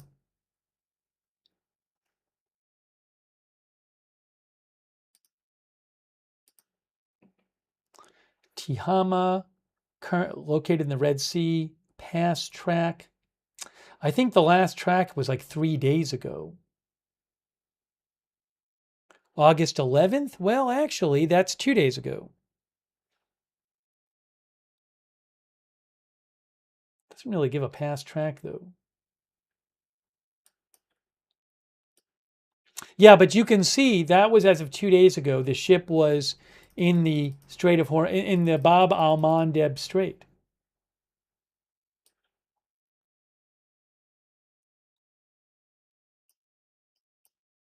I don't really get much of a past track. Now, I don't know. The Houthis have a blockade. They've announced a naval blockade on Saudi Arabia. I don't know why they were attacking this ship unless maybe this ship had gone to or from Saudi Arabia. I'm not sure myself.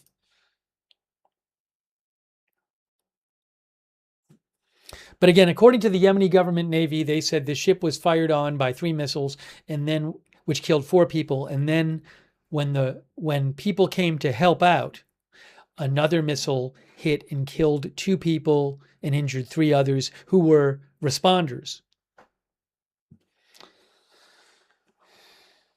So anyways, that's not a good development. All right, I want to take some comments from you guys on this, but I wanted to mention that. Captain BJM says 200 feet is probably a workboat and not a tanker.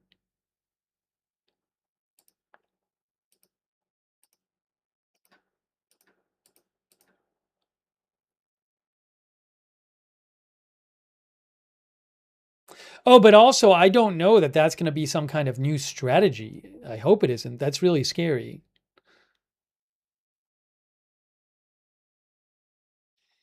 Forever a Son of God says, so the Houthis are double tapping rescue and emergency crews like the Israelis do? Jay-Z says Houthis are part of the Iran war. David says D moved to shoot the rescue team.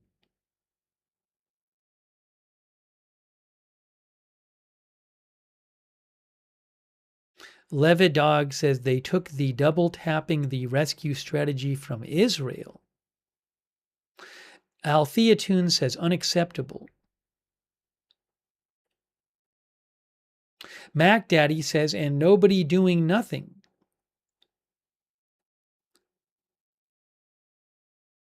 G Slayer says sounds like a Geneva Convention violation. By the way, I don't know if the Geneva Convention is only meant to apply during warfare, during armed conflict. This is just a strictly legal question. I don't know if they would technically apply, not that I'm saying you should or should not follow them, during the conflict, during this hostilities between Saudi Arabia and the Houthis. But you may be making a more general point that you think it violates laws of war more generally.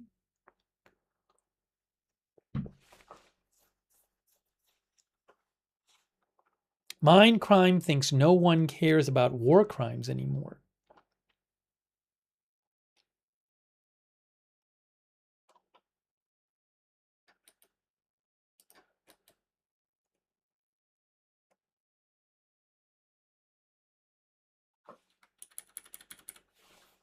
Also, I don't even know if CENTCOM even posted this on their social media about firing on another ship.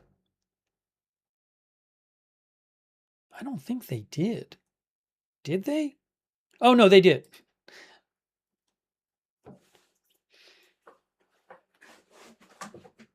I had read the report and I had missed their actual post about it. So we'll talk about that too.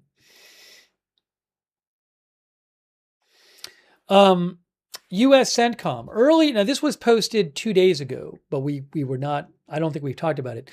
2 days ago, they said that they earlier today, that's Tuesday, CENTCOM forces disabled the steering gear of Panama-flagged MV Villanova as the cargo vessel attempted to transit the Gulf of Oman and violate the U.S. blockade against Iran by sailing toward an Iranian port. A U.S. Navy helicopter fired 2 Hellfire missiles into the Vela Nova's engine room, After the ship's civilian crew ignored repeated warnings from American forces, the ship is no longer transiting to Iran in violation of the U.S. blockade, which remains in full effect. As of August 11th, CENTCOM has redirected 55 commercial vessels attempting to run the blockade, disabled 3 non-compliant vessels, and boarded 2, not bombed 2. Neocondus says, boom. Hey, by the way, thanks so much to Bad Doge. Bad Doge gave 10 people memberships. That's really nice of you, Bad Doge. Make sure you thank Bad Doge if you got a membership. Also, Captain Jenks gave 5 people memberships. Very kind of Captain Jenks. Thank you. Deadwing, thanks for being a member. Thank you again, Crypto King, and thanks for shouting out our moderators, Crypto King. Thank you to Most Trustworthy Machiavelli from Canada. Thank you, Jesus UCSB. I really appreciate it, Jesus. Jesus says, only in America can a draft dodger tell the U.S. Navy what to do. Thank you, The Tree Line 1, for being a member. Thanks, Steffi481, for your support. Steffi says, just because there have been successful launches with the new launching system is a technocratic answer. As a former military officer, I not think steam is more reliable. From galleys to living quarters is essential. Thank you so much, Steffi481, and thanks for your service, Steffi. Udon Bale says nuclear subs are steam powered. I don't know if Udon is making a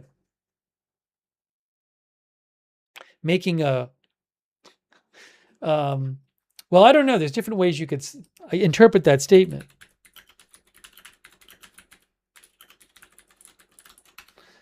I mean, ultimately, they're powered by their nuclear facility. You're saying that, right? The point you're making is that they produce steam, and the steam is, but what's producing steam is the nuclear reactor, correct? Yeah, I'm reading the nuclear reactor will provide heat for heating the water into steam.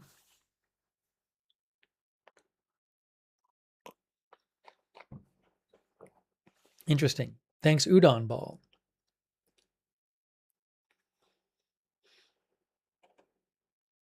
Udon Bale, not Udon Ball, Udon Bale from Australia. Interesting.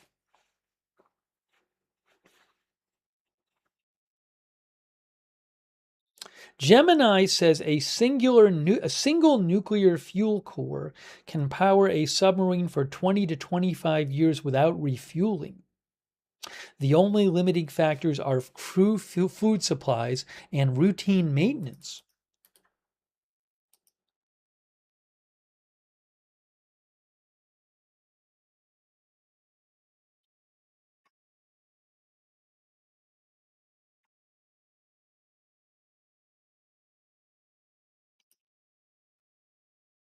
There's some different articles online to talk about this, but they talk about, one says 15 to 30 years, another says up to 30 years without refueling, another says 25. This is not an area of expertise for me, but that's interesting though. I just thought of something else I wanted to mention we haven't even talked about.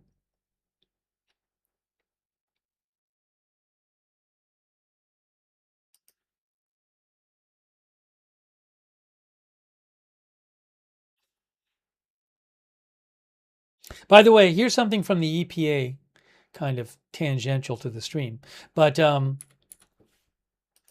about nuclear submarines and aircraft carriers. Nuclear submarines and aircraft carriers are powered by onboard nuclear reactors. Atoms in the nuclear reactor split, which releases energy as heat. This heat is used to create high-pressured steam. The steam turns propulsion turbines that provide the power to turn the propeller. Additional turbines also make electricity for the ship. As the steam cools and condenses back into water, the water is directed back through the system and the process starts again.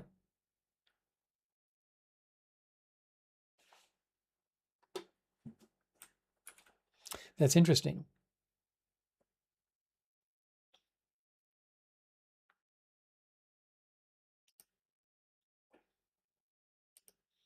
All right. I had another thing I want to talk about from today, but before I do, let me just check and make sure I don't have anything in the last few minutes.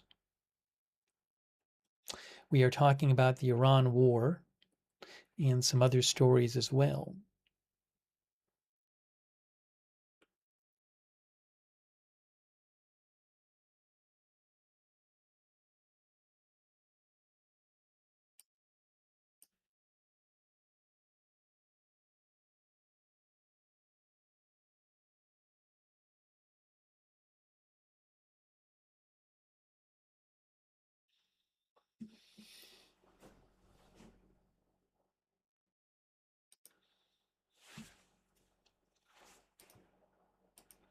There hasn't been a reported attack on the ship from the from UKMTO in several days.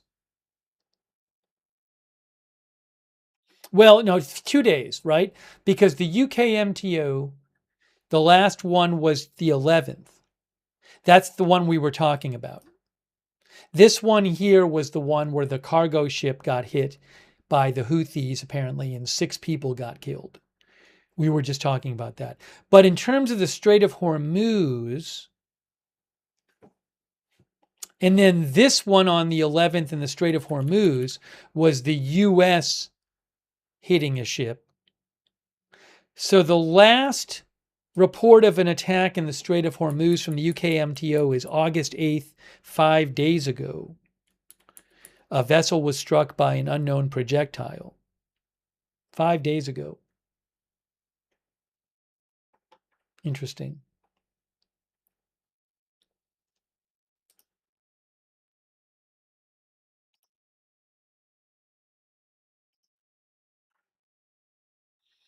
All right, I know what I wanted to show you next.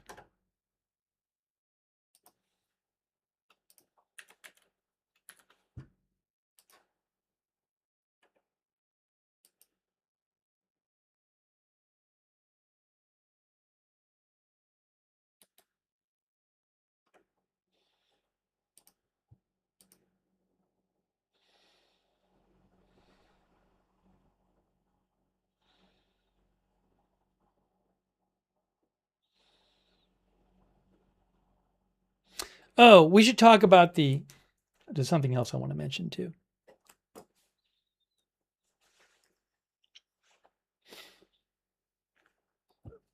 Excuse me.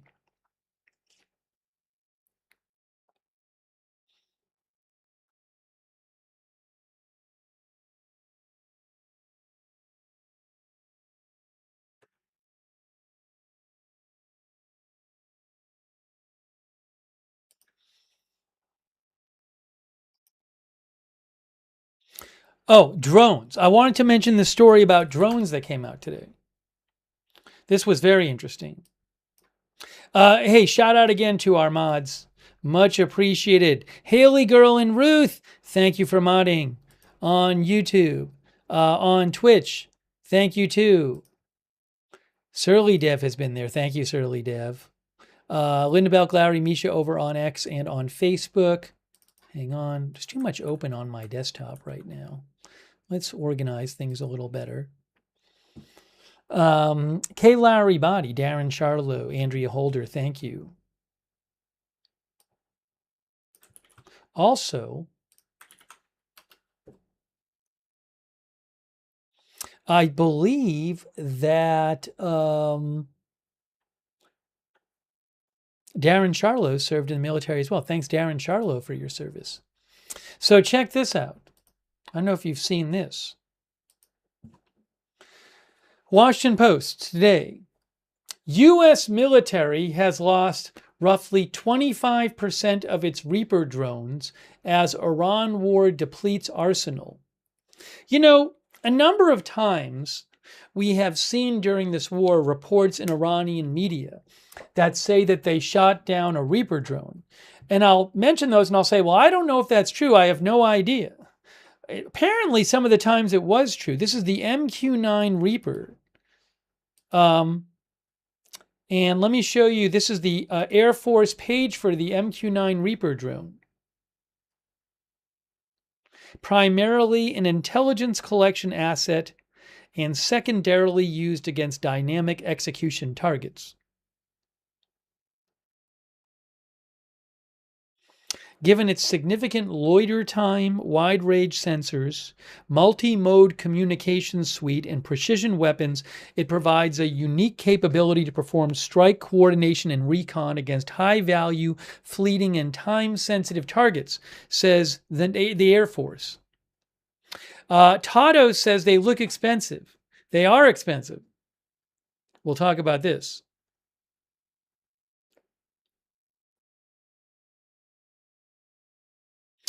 Now, this says unit cost $56.5 million in 2011, includes 4 aircraft with sensors. Let me show you what the article says. So, the Washington Post reported today, I can't confirm this, I cannot confirm it. They say the U.S. military has lost at least 45 MQ-9 Reaper drones during the war with Iran, or roughly 25% of its fleet, according to 3 U.S. officials familiar with the matter. The Reaper is used to conduct surveillance and targeted strikes, and it can cost between $30 and $50 million, depending on the type of sensors and weapons it carries, according to the Air Force. The Washington Post claims the potential taxpayer cost of recent losses is over $1.3 billion for that weapon system alone. The aircraft have seen heavy use around the Strait of Hormuz, the vital shipping route that has become a major flashpoint in the conflict and a key obstacle to negotiating a lasting peace deal. But the drones fly slowly and often at low altitudes, making them relatively easy targets for Iran's military and its regional proxies in Yemen and Iraq. Now, I don't know if they've all been shot down, but if it is true that if roughly 45 have been shot down in 5.5 months, that's roughly 9 a month. That's roughly 2 a week, right? About 20 weeks or so. Roughly 2 a week. Roughly 1 every few days. A 4th U.S. official who, like the others, spoke on the condition of anonymity to discuss Pentagon data said not all of the lost Reapers were shot down. Well, there you go. An unspecified number crashed after. Now, I don't know. How about this? An unspecified number crashed after their operators' communications link to the drones failed. Now, I don't know if that's something Iran is doing or something to sever the communications link. The Reaper joins, now the Post claims that the Reaper joins a growing list of U.S. weapons and munitions that have been drained by the Iran war and years of American military support for Ukraine in its conflict with Russia. The Post had reported that in the Iran campaign's first month, U.S. forces fired more than 850 Tomahawk cruise missiles and more than 1,000 Patriot and THAAD defense missiles, significantly cutting into the stockpiles of a key long-range strike capability and the military's most in-demand air defense systems. Now, they believe, this is what the Washington Post says, whether you believe it is up to you. They believe they are hearing that the shortages have constrained President Trump's military options as tensions with Tehran remain high, and forced U.S. commanders in the region to change defensive tactics and hold missiles in reserve if they determine that the incoming Iranian missiles are unlikely to harm anyone. The Pentagon, which declined to comment for this article, has consistently denied reports that its weapon stockpiles are running low. At the same time, the Trump administration has asked Congress for tens of billions of dollars in funding to offset costs incurred by the Iran war and to replenish supplies. The Post had reported that President Trump had confronted Secretary Hegseth about the state of the U.S. stockpile on July 31st. There were approximately 185 Reaper drones in the U.S. military fleet, 165 in the Air Force, and 20 in the Marine Corps before the conflict began. Again, reportedly 45 have now been lost. That figure does not include Reapers operated by U.S. intelligence agencies. In May, a senior Air Force officer at the Pentagon told the Senate that the number of remaining drones had dropped to about 135. At the time, Lieutenant General David Tabor told the Senate that he was concerned about the losses of drones, of Reaper drones, and that the Air Force was exploring how to quickly replenish its fleet. The Pentagon is phasing out the General Atomics-produced Reaper and envisions a replacement fleet of less expensive armed surveillance drones that can swarm their targets.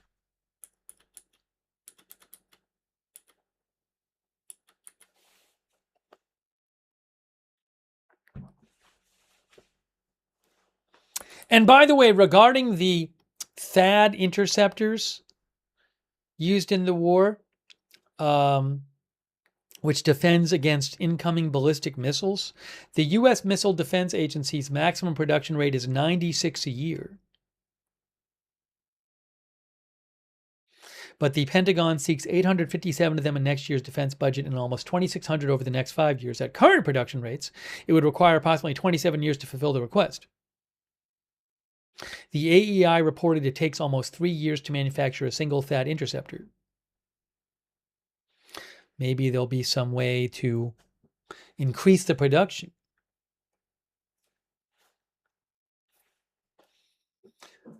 Our viewer, Tiberius 2 says top secret information. We have much more, thinks Tiberius. Mirror Fox says, I have seen one Reaper drone above me 6 months ago in Belgium. Grim Daddio says, time to stop policing the globe. It's not worth it.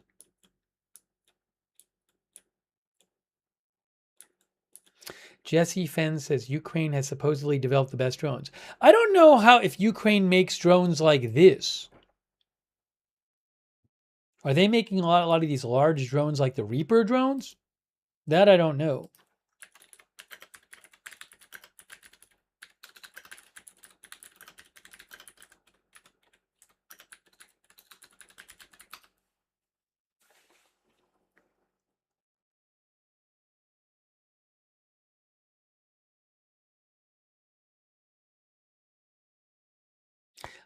For what it's worth, I asked Gemini and said that they don't mass produce anything directly equivalent to this. But, they talk about how something like this would be quite vulnerable. The Gemini article on the front lines with Russia. They say, given what this costs, around 30 million, it would not be a good cost versus survivability balance for them.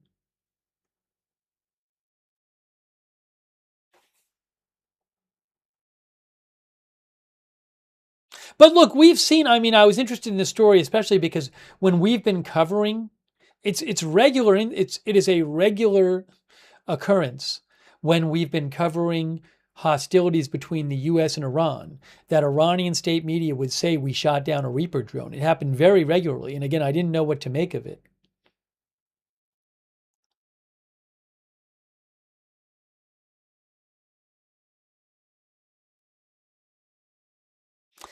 Jay-Z thinks 100% of them crashed due to jamming. Dead Cat Bounce says jammed.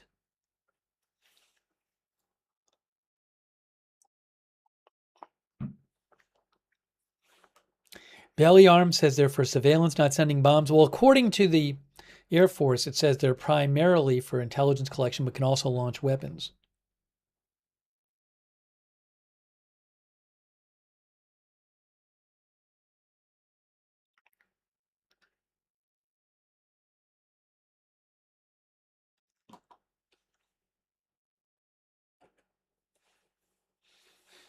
Thanks, Crazy Yoda. Crazy Yoda says, Washington Post reports U.S. loses war to Iran, unnamed U.S. official.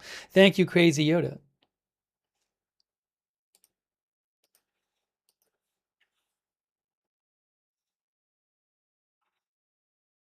There was also some new, we never talked about this. There was some new reporting that came out um, about the whole incident where President Trump a month ago was going to fly back on Air Force One from Turkey, but then didn't take the Qatar Air Force One, the new Qatar one from Qatar, and said he was going to take the old Air Force One, but ended up taking a third plane sneakily. He snuck onto a third plane with a catering truck. You know that whole story. There's been some more reporting about that, about the intelligence from that, though, which I maybe wanted to talk about. Give me a second here.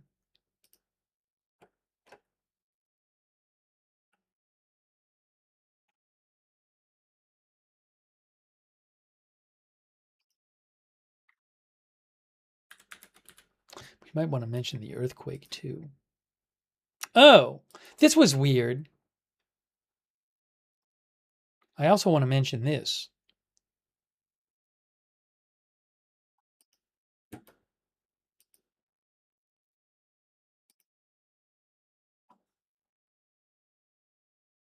Oh, there's something else, a couple other stories, a couple interesting stories that came out. Hang on a moment here. Look at this. Cat says, good thing Doge cut everything. Gary Myers mentions Israel intelligence. Yeah, I wanted to talk about that. Look at this, though. World War II memorial on National Mall vandalized with graffiti and bubbles. This is being reported multiple places. This is the Washington Post story. They have pictures here. So there's a picture from the Post. That's the World War II memorial in Washington, D.C. And I'll show, this says dirty money here, I think. And then Barry says that's really low. There's another picture. That picture I just showed you was taken by Tyler M. Andrews. He also took this one.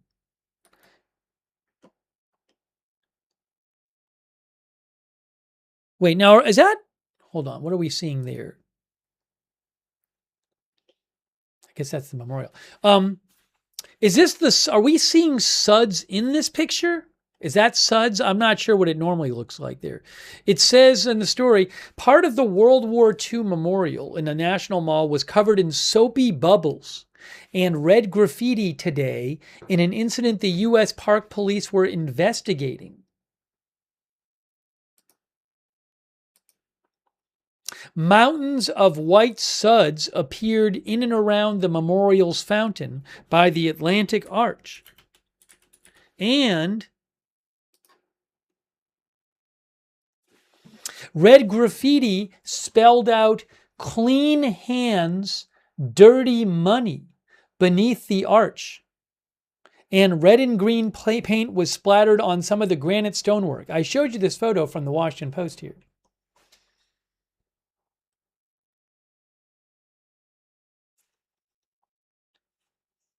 Kay says despicable. This is pretty crazy. Not good.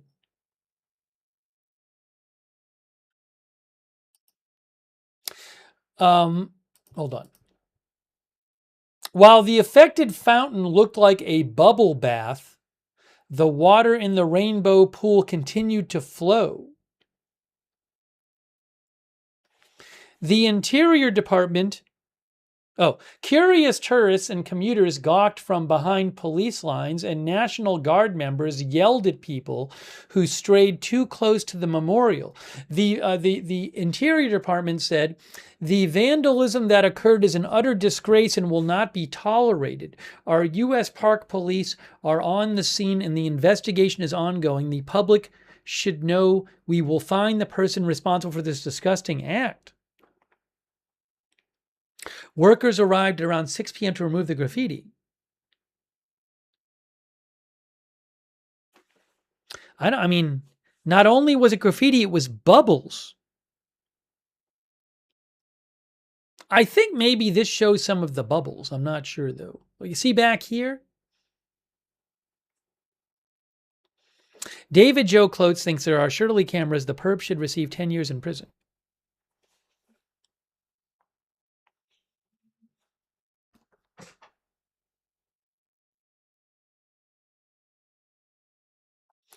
Himster says suds.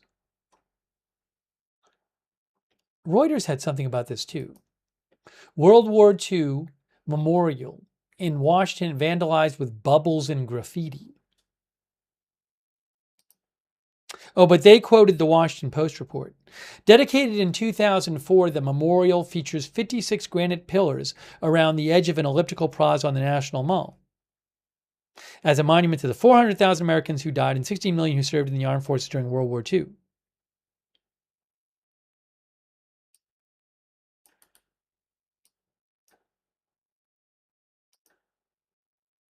Here's what it looks like there. There's the World War II memorial. This is from the official website. National Park Service.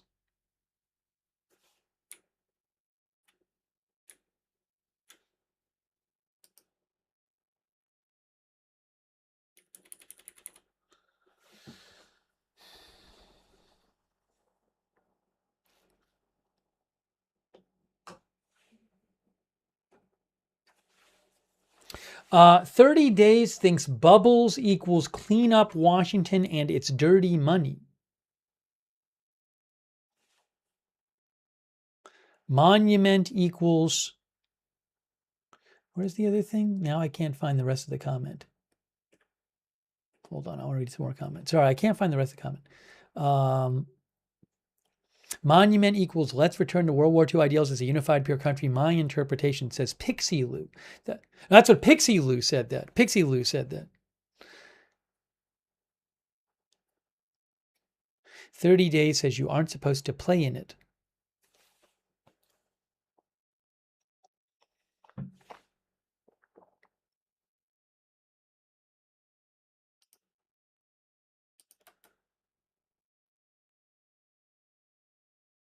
I don't know if this is true. 30 Days claims people are encouraged to put their feet in the water and reflect it as a common thing, but you're not supposed to play in it. I think I was there several years ago. Anyways, I don't know what the policy is on people going in the water there.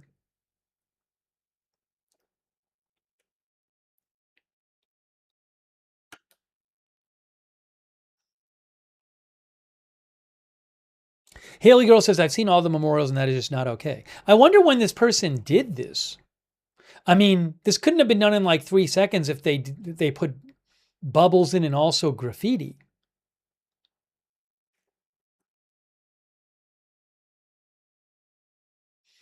Kenai Rose, was it? Said it was done to get a point across.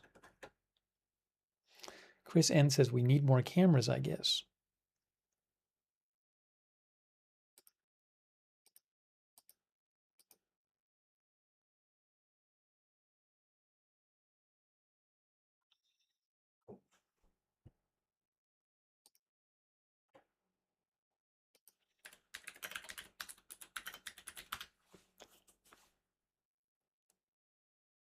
Grief PB says false flag attack.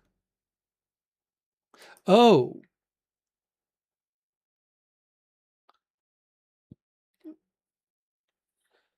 Hold on.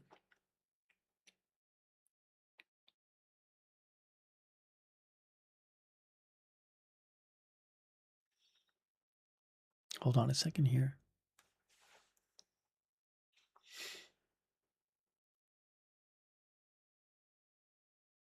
By the way, I had mentioned before, we talked about this a couple days ago, this Houthi attack on a cargo ship that killed 6 people near Yemen in the Bab al-Mandeb Strait. There is a report out today from AP, more on this, that says crew of Yemeni vessel recount their chaotic rescue after Houthis' deadly attack. Crew members of a Yemeni commercial ship who survived a deadly attack by Houthi rebels said a second missile struck the vessel just as rescue efforts from the initial strike were underway, causing even more chaos and casualties. In all, 3 ballistic missiles. Those are the ones that like basically go out of the atmosphere, right?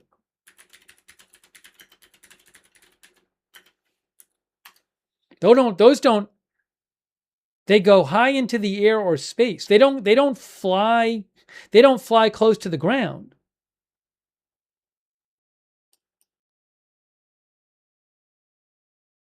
Oh, short-range ballistics stay within the Earth's atmosphere, by the way, according to Wikipedia.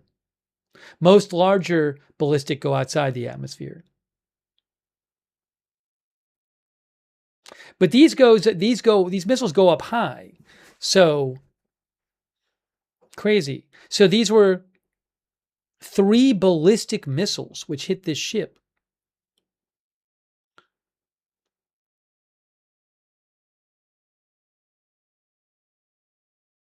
People were burning. It was a strange scene of doomsday, said Zahir Ahmed, a Pakistani crew member. All 3 of the crew members interviewed described intense fire, panic, and damage aboard the ship, which was struck before dawn. One crew member from Indonesia said he was in complete shock after witnessing another Indonesian crew member, a friend, die in the attack. He said he had tried to rescue his friend, who was trapped inside the room they shared after the first missile strike, but the flames were so intense I couldn't breathe. Terrible.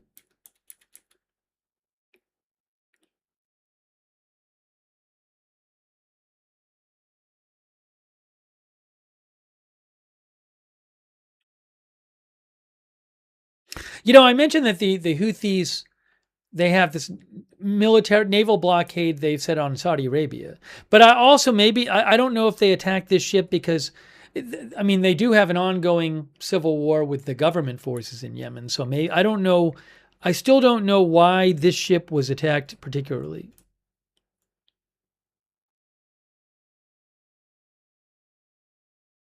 Oh, the city is government held. Maybe somebody said this in the chat. So this ship was just off Yemen's coast, coming into port, I believe, in Mocha, Yemen. And look what it says down here. It says the Houthis are conducting an escalating campaign on the government-held city of Mocha. So this ship was just off the coast, I guess coming into port, it sounds like, in a city held by the government forces, which the Houthis are in hostilities with. It was just coming into port. So it probably had more to do with that, although the Saudis support the government forces. Anyways.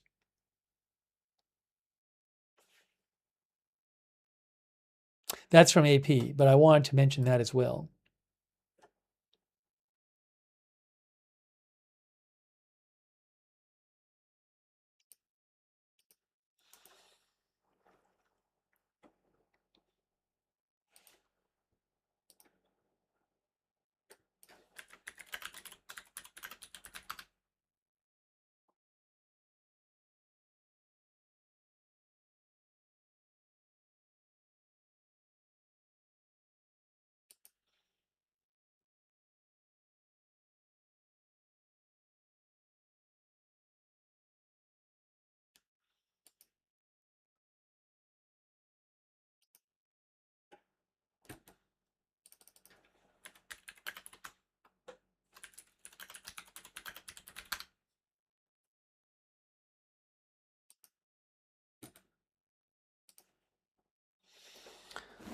I appreciate people tuning into the stream tonight. We're talking about a bunch of different things about the war and other stories.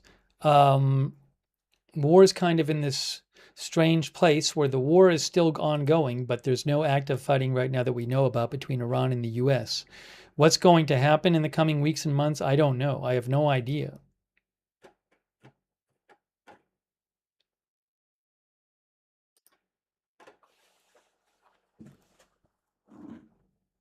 John Parsons, our viewer, says the Houthis are terrorists, obviously. John also said, if I can find it here,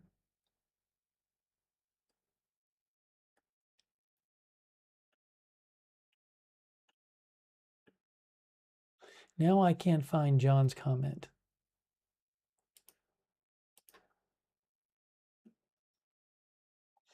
John says a lot of Saudi oil goes to China and other Gulf states does too. Sooner or later, they will need to get involved. This has an expiration date, says John.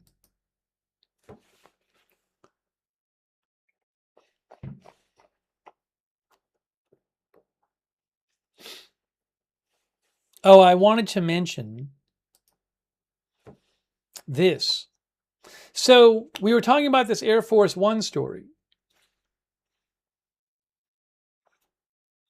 By the way, this is a people board Air Force One carrying President Trump en route to Washington in Turkey. But then President Trump got off of this plane, right? There are some reports that claim that the threat to Air Force One was information from Israel. You can see this headline from Reuters. U.S. could not verify Israeli warnings of Iran plots against Trump, sources say.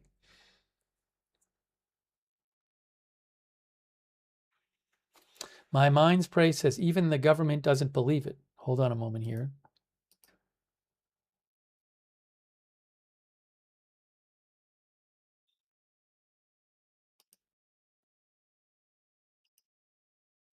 So I wanted to mention this. We hadn't discussed this. The U.S., this is from today, story from today, Reuters. The U.S. has received several warnings from Israel over the past year that Iran intended to assassinate President Trump, including before a secret Air Force One ruse in Turkey, that U.S. intelligence officials could not independently verify, according to a current U.S. official and two former officials. The warnings passed to U.S. intelligence agencies and in some cases relayed directly by Israeli officials to senior White House officials included possible plots to shoot Trump with a sniper or recruit someone to attack him with a knife at a large public event, the sources said. The tips began in the lead up to the 12-day war in June 2025 and intensified prior to the U.S. decision to go to war in February with Iran, the sources said.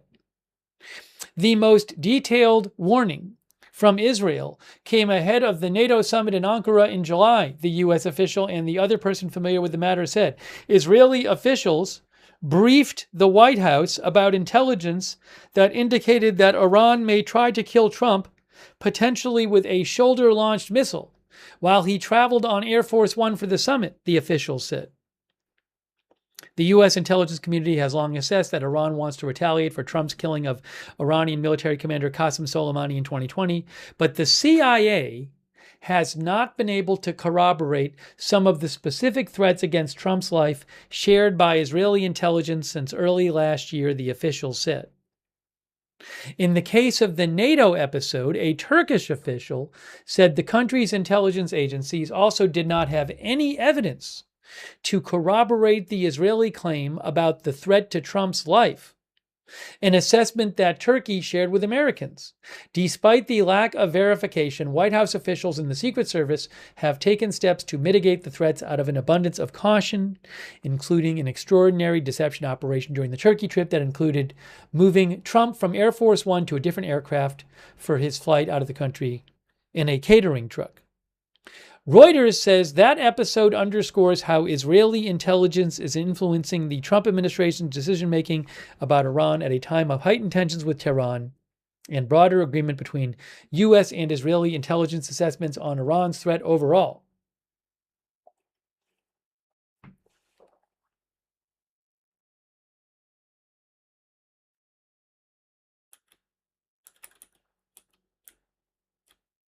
By the way, the U.S. has long relied heavily on Israeli intelligence on Middle East matters, particularly as they relate to Iran, says Reuters.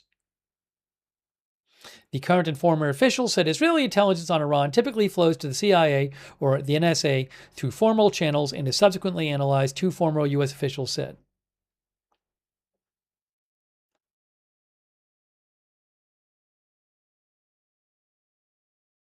Now, by the way, I will tell you, keep in mind, Israel in the past has shown itself at times to have very good information about Iran. Remember when Israel killed one of the Hamas leaders when he was in Tehran? Remember that? We covered that.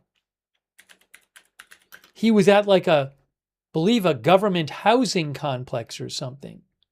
And there was like an explosion in his bedroom.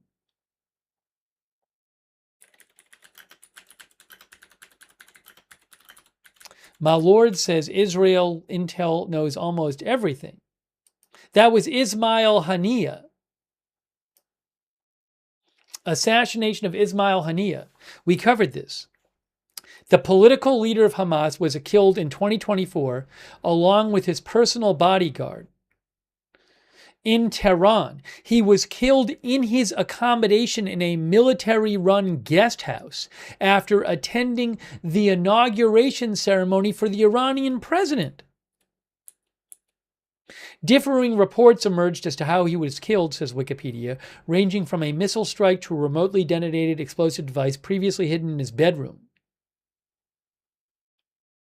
According to analysts, the assassination exposed critical security flaws. There is Ismail Haniyeh.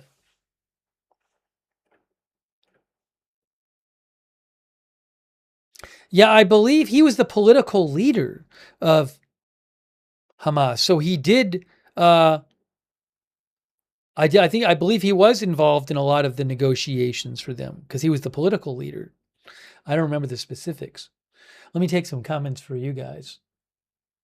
Rocco's Life thinks they planted a bomb in his apartment. So I just mentioned that because I think one reaction people might have is they might hear this and say, oh, Israel is just trying to influence the U.S. against Iran by telling them about these plots, right? So now I don't know. I can't speak to that. I'm just saying clearly Israel has in the past had sometimes very good intelligence about Iran.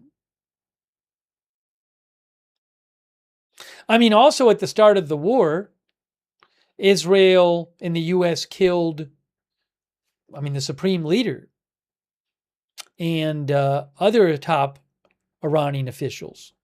So they had to know where they were. Wasn't it supposedly they attacked, I believe, a meeting of officials at the start of the war? Corker says, are you saying this was all ruse from Israel? I'm not making any comment on this. I don't know what to say about this.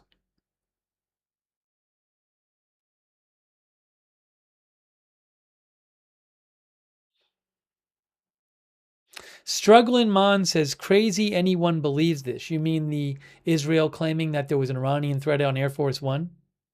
Roots Away Plumbing thinks it's a false flag by Israel. David thinks Israel has its own agenda. Midtown Mike thinks Bibi is playing with Trump's paranoia.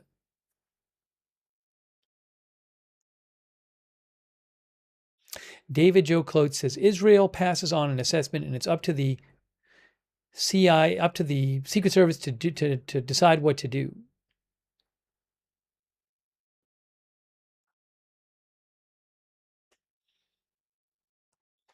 Storm Laughter thinks that Israel may keep the accurate intel for themselves, but shares faulty intel with the U.S.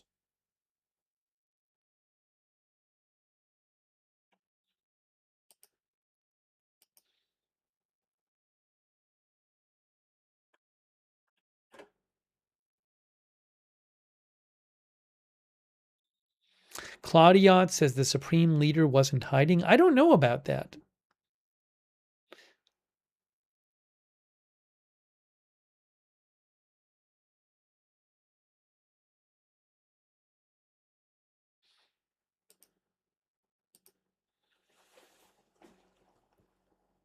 All right, give me a moment here. Timido says, I want to know what was in the food cart. The Post had an article about this where they talked about the Israeli intelligence. And I think they said that the U.S. was skeptical of it. Let's see here.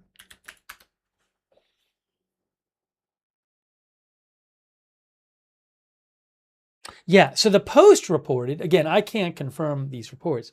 CIA had low confidence in Iranian threat before Trump had switched planes in Turkey. U.S. intelligence officials were skeptical of an Iranian assassination threat against President Trump that was relayed by Israel and prompted an extraordinary clandestine maneuver that saw him secretly fly out of Turkey in an alternate military aircraft. Current and former U.S. officials familiar with the intelligence said. The assassination threat was relayed by the Israeli government to the CIA, where analysts did not view the intelligence as compelling.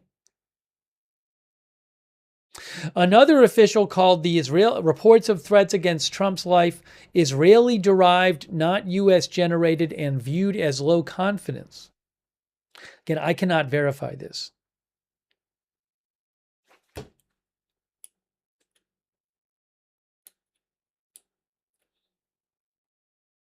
Ultimately, the White House and Secret Service appear to have decided they could take no chances. And as the other article said, the Iranian threat to kill Trump and other senior U.S. officials has been a major concern since the 2020 U.S. assassination of Qasem Soleimani, the head of Iran's Quds Force, who at the time I think was basically the number 2 most powerful person in Iran. These worries have only grown since the killing of Iran's supreme leader, the most powerful person in Iran, in February, along with scores of other top officials at the start of the Iran war.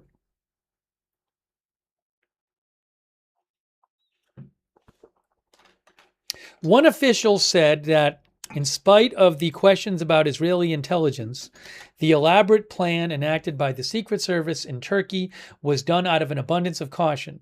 The Secret Service has had 3 near misses with the president, so they're not taking any chances, the official said. They did what they had to do.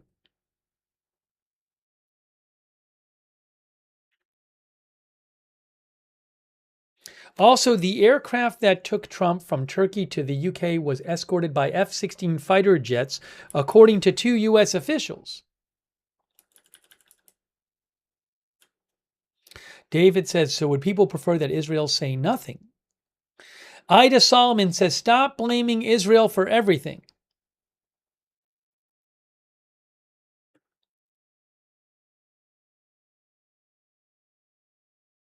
All right, what I want to do real quick is I need, really quick, there's another story I wanted to talk about that I think is quite interesting, and I want to take some more of your comments. I need to take 1 minute. I am coming back in 1 minute. We will continue the broadcast in 1 minute.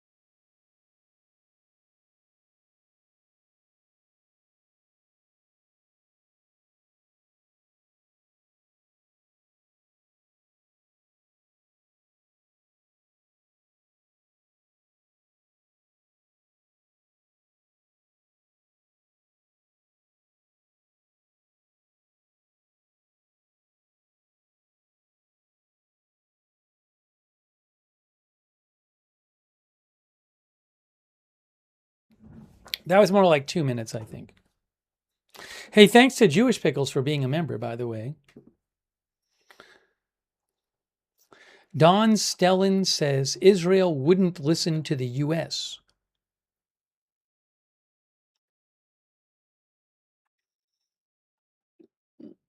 Dr. McRib says criticizing the state of Israel is not anti-Semitic.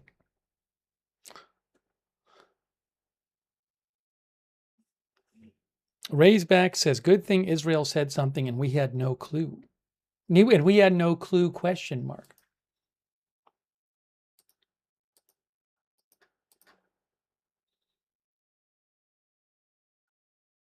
Doing a quick check just to make sure I'm not missing anything breaking here.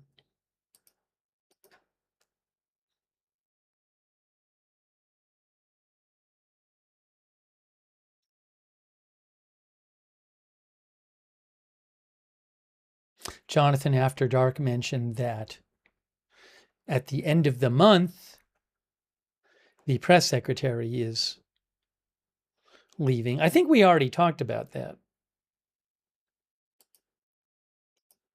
Maybe last time. I'm not sure, though.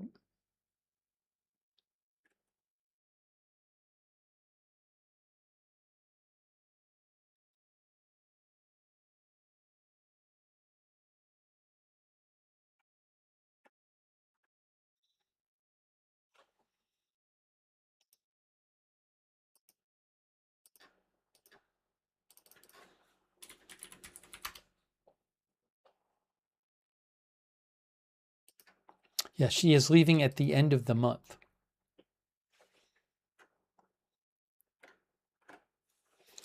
She was the youngest person to hold the role at 28. President Trump said she's going to spend more time with her family.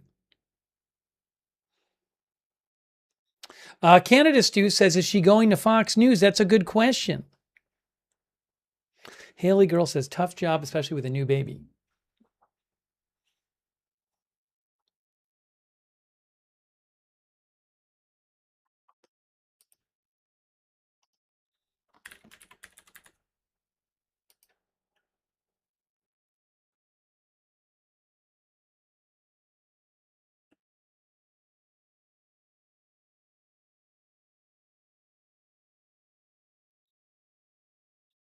Trying to find here. Hold on a second here.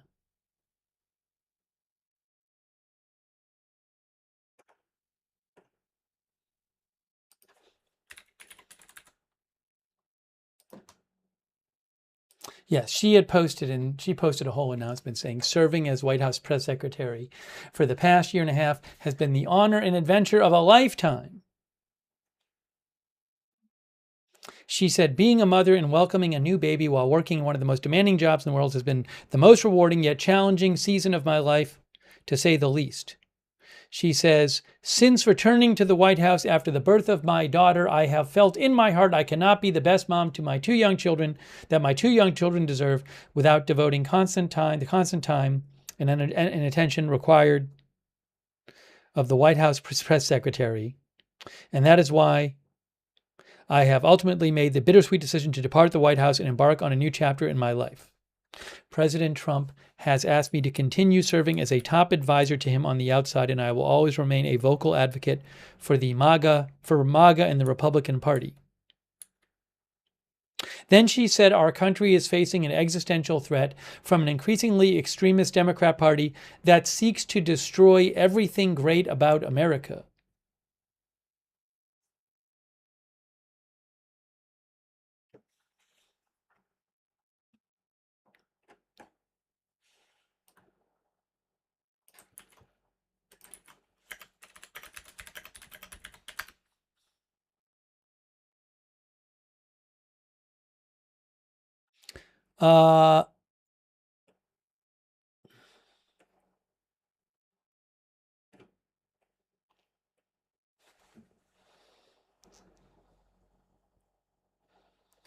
Chicken Prepper says she's right. Tyke Unable says yikes.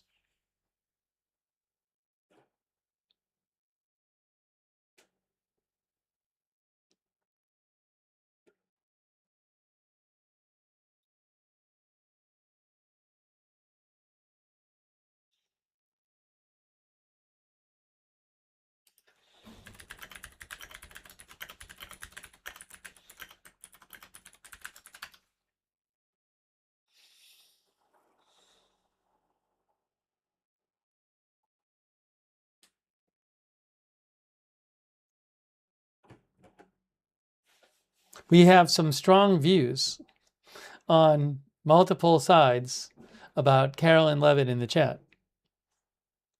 Muse Greg says things are very uncertain right now. Hey, thanks again to Crypto King. Crypto King, that's super nice of you. Thanks, Crypto King. Thanks, Jewish Pickles, for being a member. Thank you so much, Gregory Scherer. Gregory, I don't know what you're referring to. Should I know this? Maybe I should know this. Gregory Scherer, thank you for your support. Captain Jerry Donnelly says, Strait of Hormuz is full of venomous sea snakes. Thanks for being a member, Captain Jerry Donnelly. Phil Parnold thinks she needs time to set up a bunker?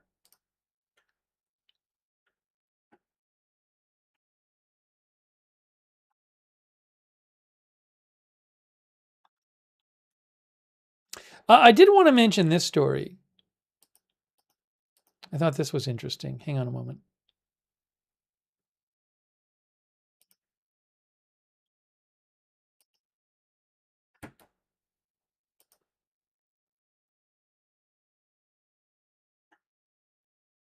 Actually, a quick update on the earthquake here, the Columbia earthquake. Hundreds still missing. It was thousands missing. Now it's hundreds missing, says Reuters. Hopes of finding more survivors of the powerful earthquake in Colombia were fading as rescuers narrowed their searches. In Cali, the country's third largest city, crews shifted from search and rescue effort to debris removal at most sites. A sign the disaster response was entering a grimmer phase after the first 72 hours. This was on Monday, 7.4 earthquake. At least 281 people were killed, many in Cali and Pereira, a city in the coffee region, and more than 3,900 injured. The data indicated 379 people were still missing.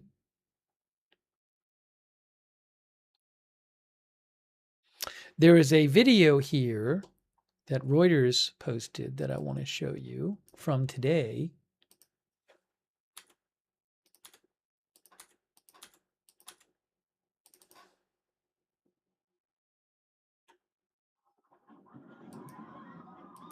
Is that? Oh, no, that's not from today. I saw this terrible video, which I'm not positive. I didn't go back and I forgot to confirm whether it was legit, but it looked like another video I'd seen. But it was supposedly it was from part of a building falling down on multiple people, which was awful. I don't know if you guys saw this video. I obviously can't show it. And it looked like it was legit. I actually saw, it's interesting, I don't have the rights to them, but on TikTok, I saw several videos that appeared to be legit that people had made from like their houses in some of these hard-hit areas where like while they were leaving the house and you could see the shaking outside and it was crazy. And in those videos, you didn't see people get hit with debris, but it was just crazy to see the shaking. But again, I don't have the rights to the videos, so I can't start showing them.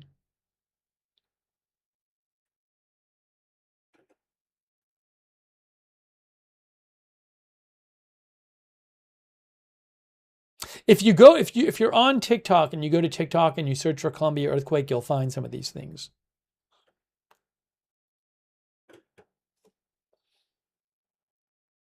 Yeah, Ruth says very sad. It's terrible.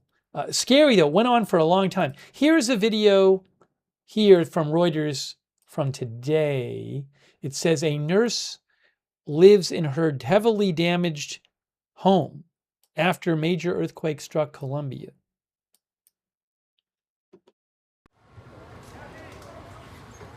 ¿Cuántos años tiene su mamá? 83.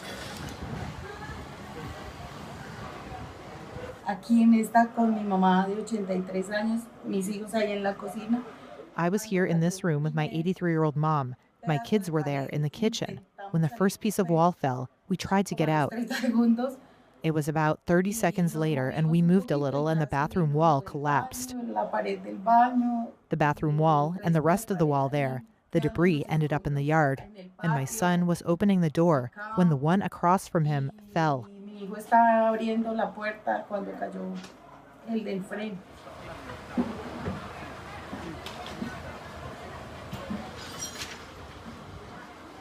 Ahora viene buscar, esperar el apoyo. Now we are waiting for support from the municipality and the mayor's office to help us rebuild our homes and replace what we lost. For friends, for the city, for municipal housing centers to help us. Los estamentos municipales que nos ayuden.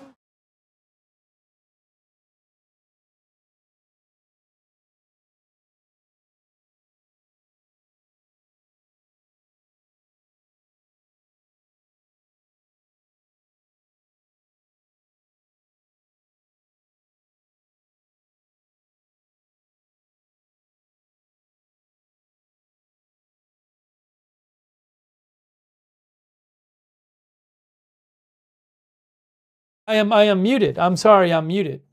By the way, I think it was Trash Can Man who said it can't be safe for her to stay there. Those people to stay there. So what I was saying is, I had seen on TikTok a number of videos, which I believe are legit, that people had shot in in Colombia, like right as the earthquake was happening, where they're in their house and they're running out of their house. And when you see the shaking, it's just like, and in some of the videos you can see, some of the videos you don't see houses fully collapse, but you see parts of the houses collapse. The shaking was such that it's just, when you see the shaking, you're like, well, wow. Lots of these buildings must have damage in them, given the amount of shaking, if you were in the high shaking areas, because very strong shaking. So just because things aren't fully that was a person we just saw who lives in a building that's not fully collapsed, but there's a lot of damage inside. So I'm guessing there's a lot of damage like that.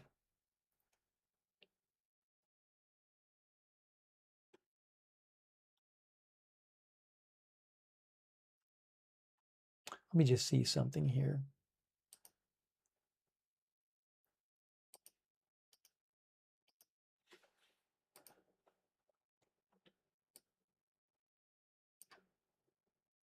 I might have.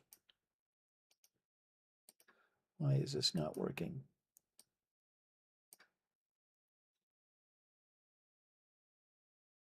Dean says, I've seen multiple videos like that coming from Colombia. One had the front of an apartment block falling on people running away, and the other showed a library's facade falling on people running away. Yeah, there's one from a university I saw. I think I saw the library one where you saw the walls falling off.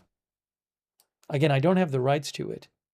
I might have a video here. Let's see. Take a quick look here.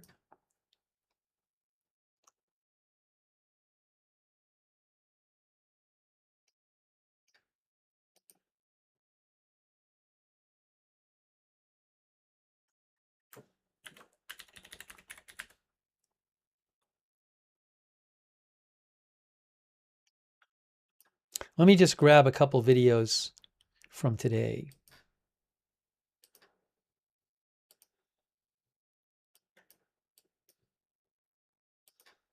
If I can.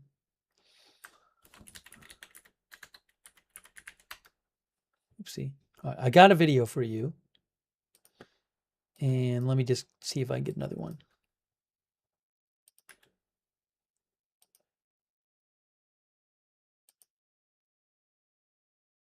Here's one. Get a second one for you. These are from AFP. But there's something about seeing the videos where it's really visceral. It's really scary.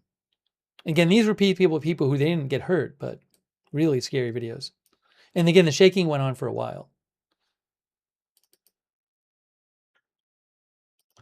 Okay, here is one.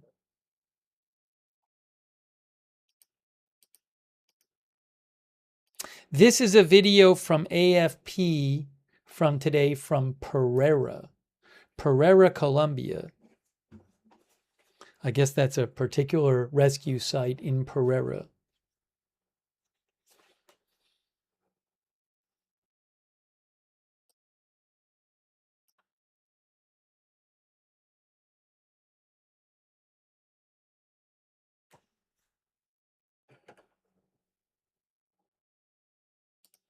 Scroll through here. Yeah, I think this is all the same site.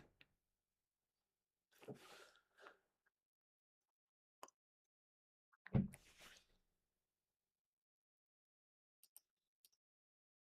don't know if the other one's different or the same. There's that one. How about this? This one is this Pereira as well? This is aerial shots of damage.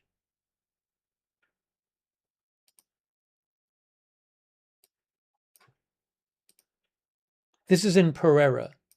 Yeah, so like this one, you can see there's a bunch of damage, and it's not all. I mean, a lot of the damage isn't that the place is completely collapsed.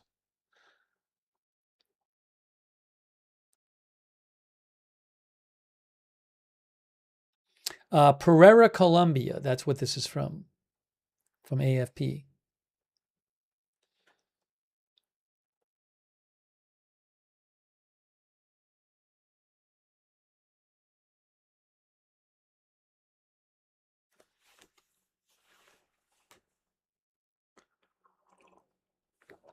I'll say Cuz says Bogota, which is the capital of Colombia, didn't get affected from what my mom said.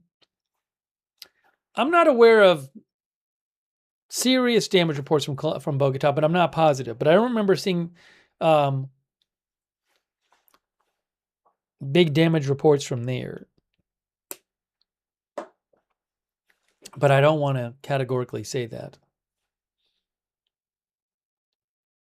Anyways, just showing you some of this. Hold on. This is a video from today.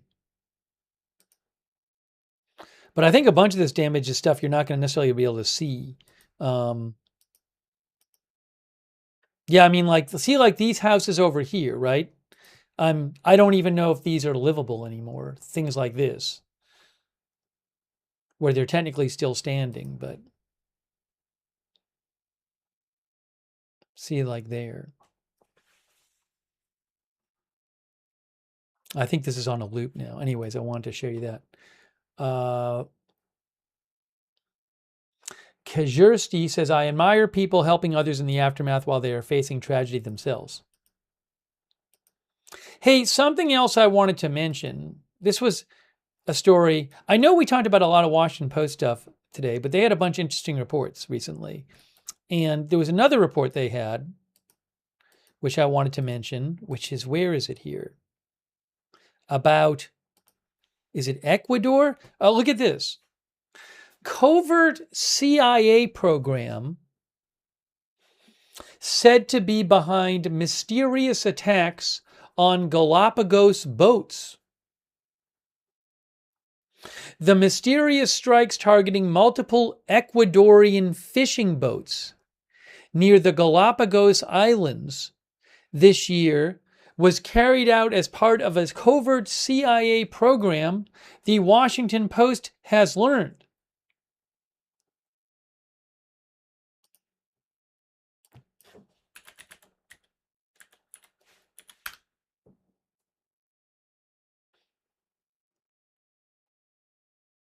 Now, is this here?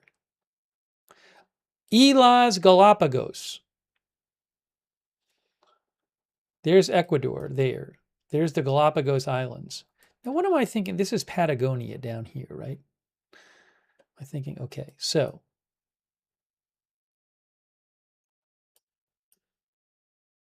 there's Ecuador, and we're talking about roughly 700 miles away from Ecuador.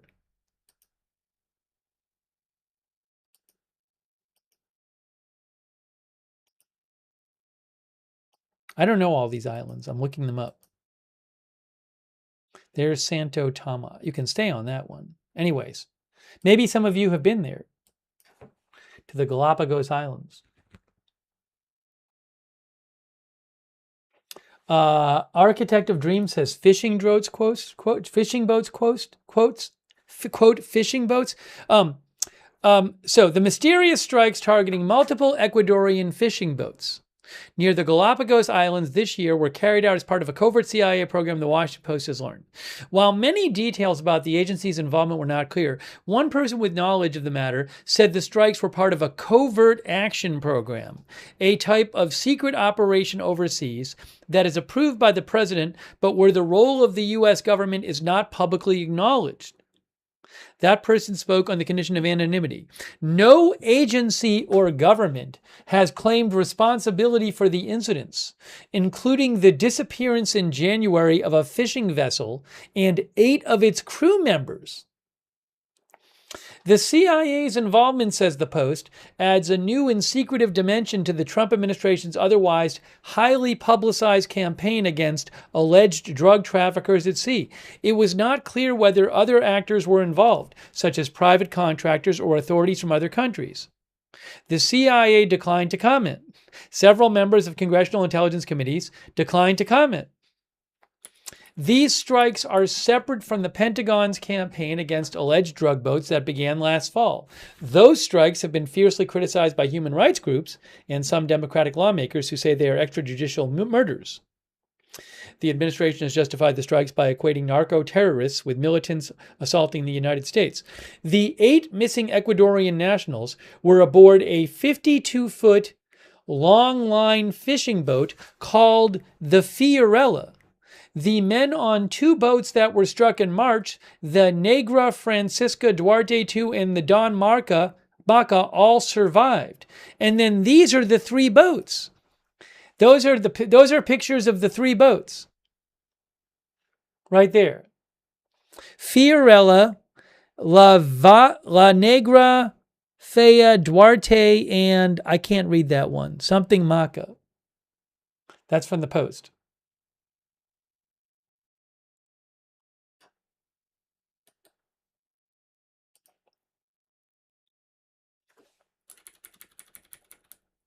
In interviews with the Post, survivors said that small quadcopter drones either dropped munitions on the vessels or detonated by crashing into the vessels. The men said they were then taken aboard a nearby ship, hooded and cuffed by armed men and transported to El Salvador, only to be returned later without explanation to Ecuador. I cannot verify these stories, by the way. In each of the incidents, a high-end business jet equipped with specialized surveillance technology flew from El Salvador in the direction of the fishing vessels on the days of the strikes and in the days prior, according to flight and ship tracking data. Details about that high-end business jet and the pattern of its flights before the incidents suggest that it may be linked to the secret CIA program. Radio communications and flight tracking data reviewed by the Post show the plane, a Cessna Citation Longitude, arriving in El Salvador from Tennessee with a crew of 6 in November. It flew under a U.S. registration number and taxied to a military section of the airport upon landing. Available FAA documents show no aircraft registered to that number. The FAA requires all active aircraft to be registered with the agency, with exceptions that include periods of ownership transfer and aircraft of the National Defense Forces of the United States. The registration number had been reserved by a company that has no obvious website and lists its address as a mailbox at a UPS store in Virginia. That plane has been equipped with surveillance technology, including a belly radome used to shield radar equipment.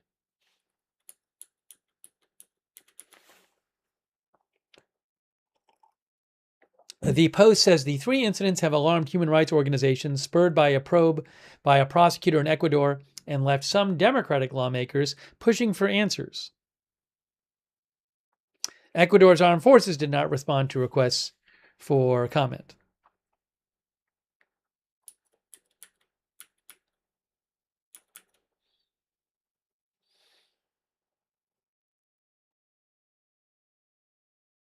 It is unclear why, as the Trump administration touts its military attacks against alleged drug boats, it would engage in a separate secret effort targeting vessels, said former U.S. officials who previously worked in the region. It begs the question about why you would need to do this, one of the former officials said. What would be the purpose of the secrecy? President Trump has granted the CIA new authorities to counter narcotics trafficking, says the Post.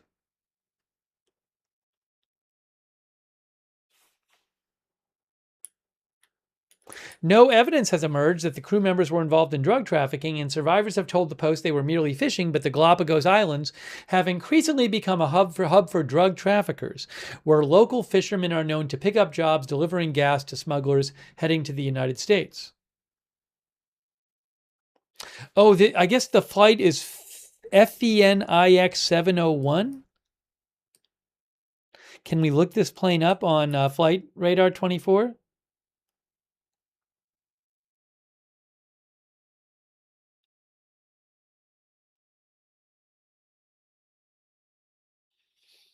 Okay, hold on a second here. I'm going to read some comments from you guys about this. I hadn't heard about this before, so it's been interesting. It was interesting to hear it. I can't find that plane on Flight Radar 24. Let me take some comments from you guys about this.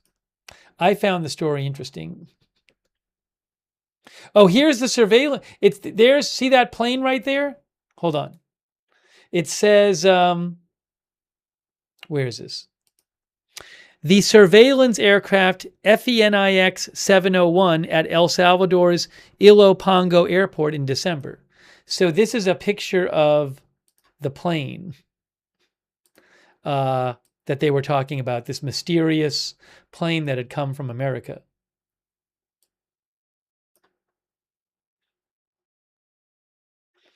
Nanotwork thinks it's a made-up story.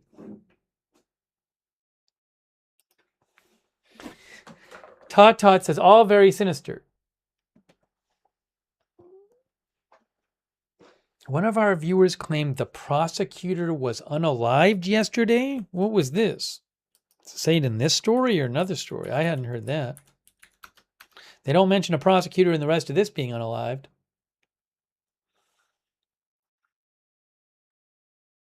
Esteban says that the Galapagos has been a hotbed for years.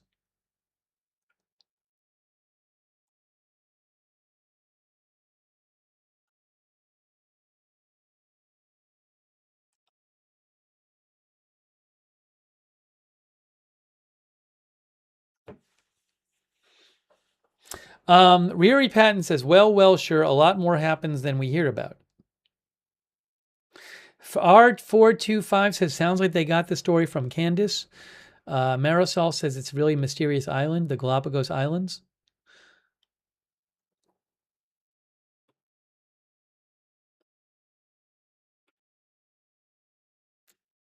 JD63 says, most opaque ever. Evelyn VAZ says, pretty fancy fishing boats.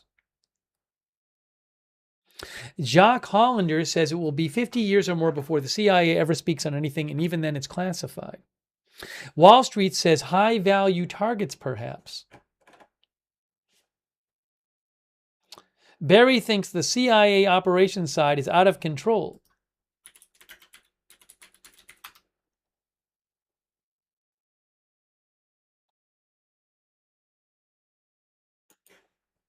They describe in the article, they talk about what the attacks were reportedly like. Where is it here?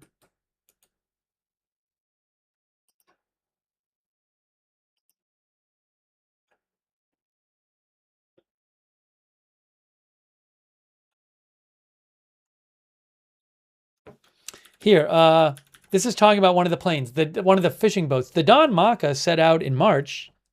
It was a 65-foot boat, right? On a route that would take it north of the Galapagos Islands. Had a crew of 20. They noticed drones nearby. They got worried they were being watched.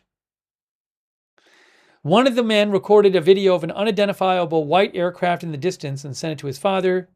That video, anyways. At night, the crew members noticed a boat nearby with a red light. The following morning, that mysterious plane departed Ilopango Airport, flew in the direction of the Don Maca, which was sailing about 850 miles away.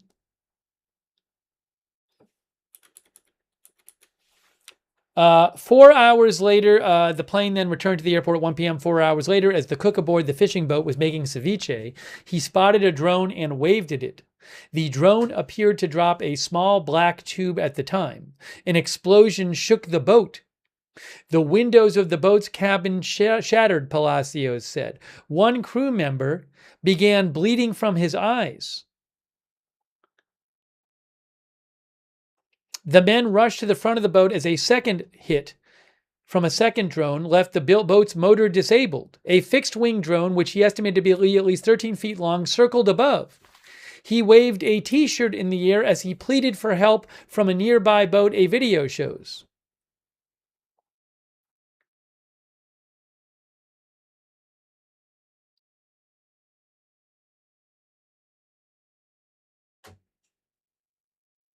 The men on the nearby blue ship motioned for the crew of the Don Maca, which had been hit, to approach and asked how many were injured, Palacios said.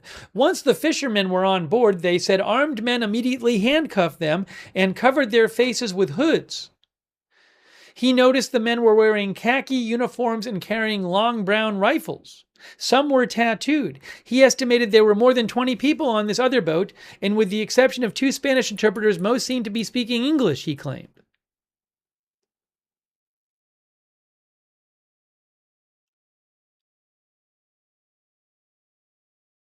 All right, anyways, you can read this in the Washington Post. I'm not going to go through all the details, but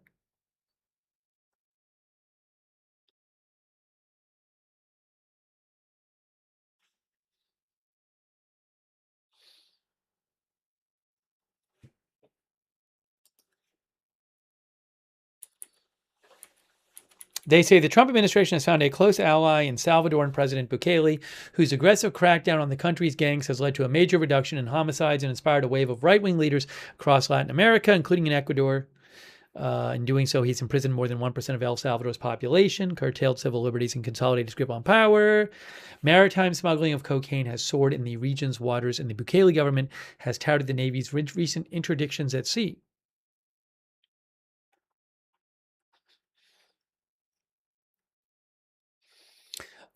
Just my opinion says sounds a little fishy. Anyways, Shave Ezra thinks it's a cool fiction.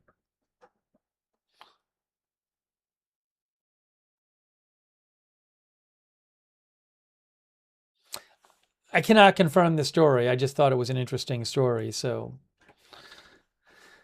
you can read more about it in the Washington Post.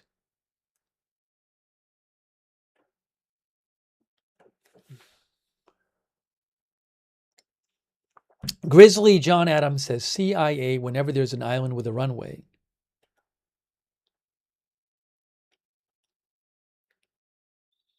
Marisol Del Valle says, is El Salvador cooperating with the CIA? Okay. We talked about a bunch of different, we've been kind of jumping around today, a bunch of different stories. Once in a while, we do these streams where we talk about a bunch of stories. Let me just do a check here and see if I have anything else. But it's been, again, weird situation with Iran where the war is still going on, but not active fighting right now between the U.S. and Iran. Maybe we should do a quick poll.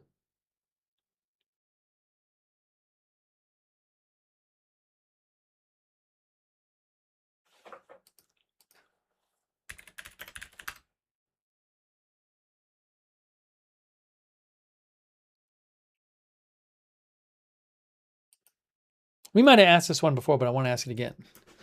Will Iran and the U.S. resume fighting during this war?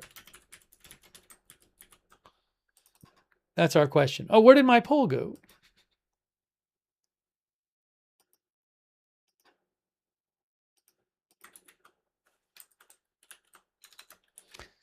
Will Iran and the U.S. resume fighting during this war?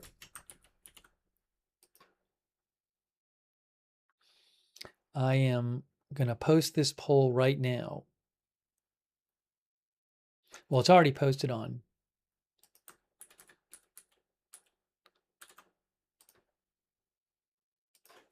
YouTube.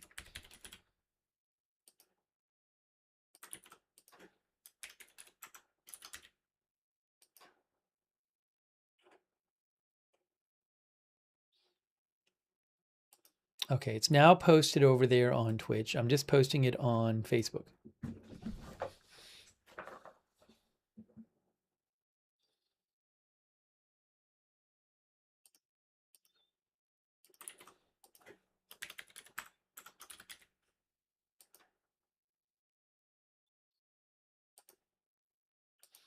Okay, let's take a quick look at you guys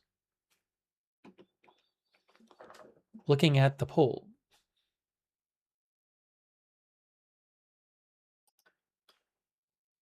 Okay,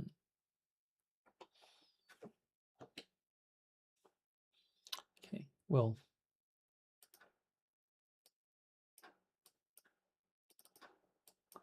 why is this acting weird?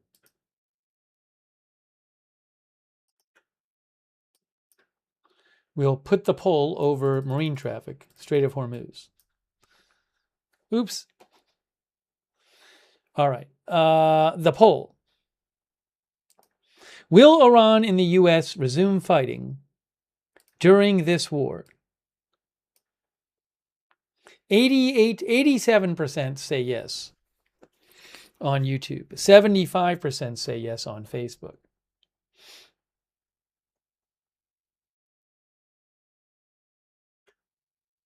How about Twitch?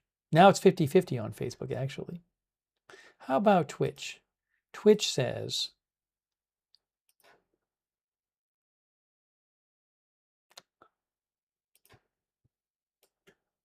90% on Twitch.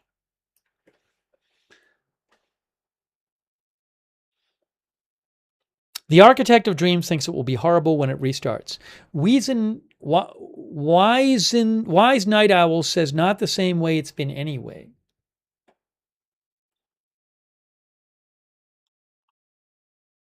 Deep Deek says sooner or later. Twitch is now 92% and the US is 88%.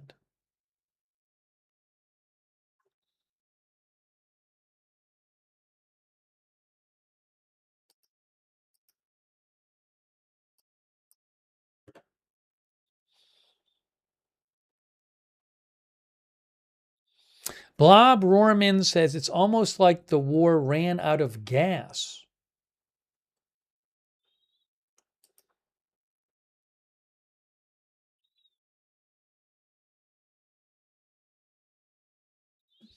Remember Jim Acosta, who used to be on CNN? Jim Acosta just posted that the mother of a sailor who served on the USS Tripoli sent him text messages. So the mother of a sailor sent Jim Acosta text messages about the poor living conditions her son experienced, and says her son is worried about being retaliated against. And the mother claimed her son lost over 30 pounds in 4 months. That's what Jim Acosta says.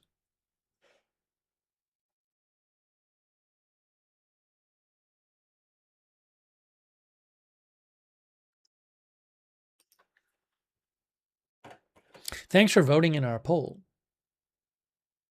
Justin Woodward, we were talking about steam before. Justin says when water turns into steam, it expands 1,700 times in volume.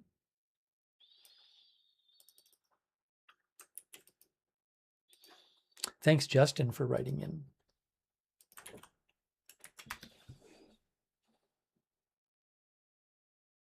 Yes, approximately, says Gemini.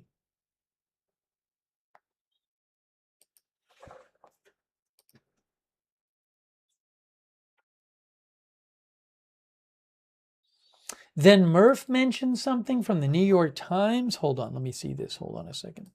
Thanks for voting in our poll, by the way. So most of you think that this fighting is going to continue. I do want to check this report here that Murph mentioned about the New York Times. Rouskit thinks Acosta is a phony?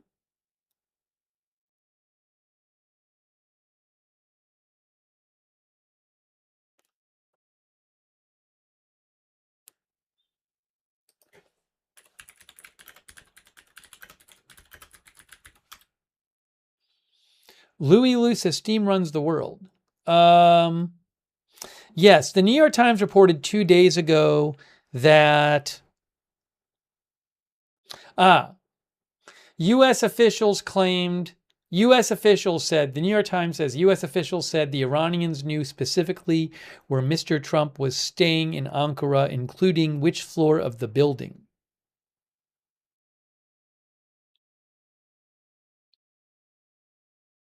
Also, the Times said that U.S. intelligence had heard someone in the vicinity of the NATO summit had been spotted with a shoulder-fired missile.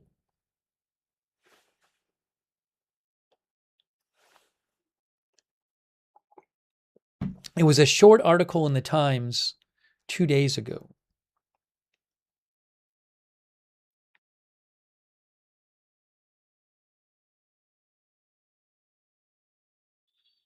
But they don't say where this information came from.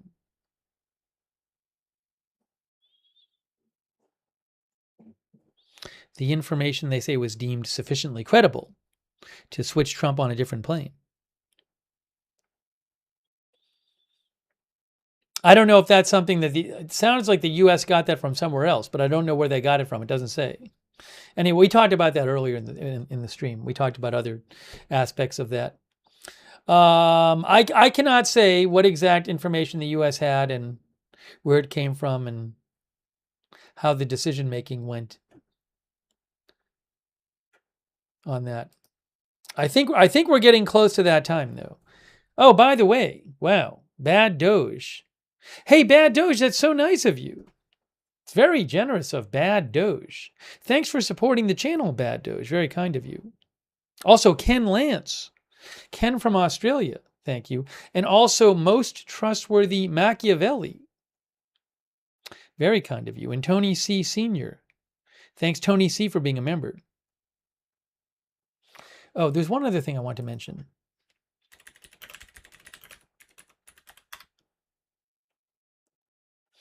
Reportedly, there's an oil spill near the island of Keshem here, I'll show you where Keshem Island is, right here, in the Strait of Hormuz. Keshem is this big island right here. So CNN said an oil spill from a stranded tanker off the coast of Oman. Oh, that's not off of, maybe the oil's in Keshem? Where is the... CNN says it's off the coast of Oman. Oman's down here. The oil spill now covers an estimated 500 square miles.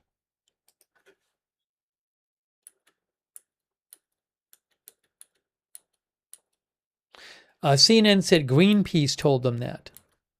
The Omani government hasn't confirmed the size. So CNN says that there was a tanker, the Caroline Bezengi, and it was carrying about 800,000 barrels of oil, and it came under attack.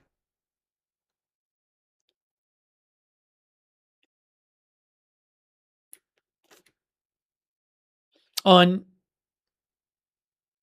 then supposedly this incident happened on June 6th, and then the tanker ran aground on June 21st.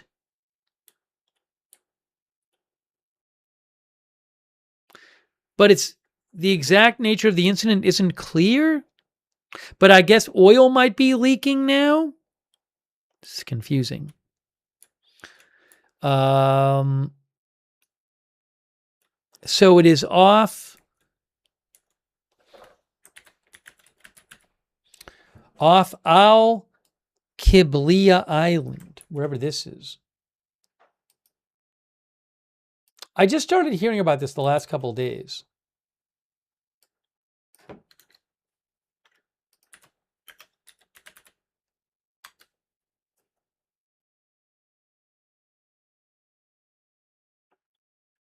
Oh, is this where it is?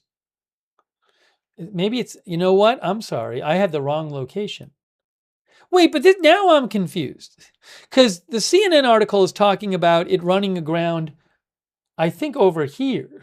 But I've been seeing reports of oil near Keshem Island. Keshem Island's up here. Now I'm very confused.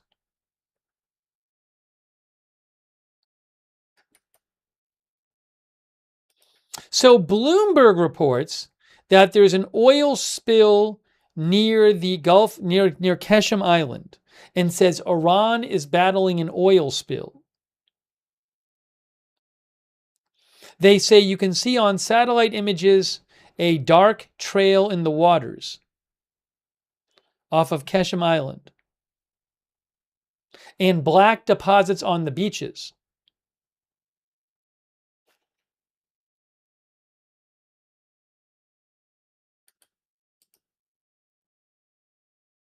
Oh, and then Bloomberg says that the oil spill near Keshem is separate from an oil slick off the coast of Oman after a tanker ran aground. Okay, those are two different things. So, as I understand it,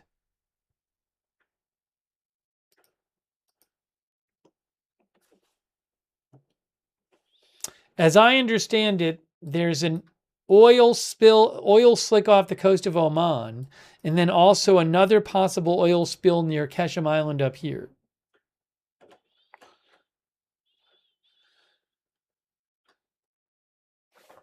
I just started seeing this. I started seeing some reports in Iranian state media about this oil spill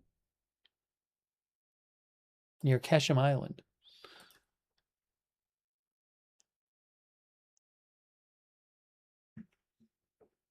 Oh, I'll show you a post that Tanker Trackers made.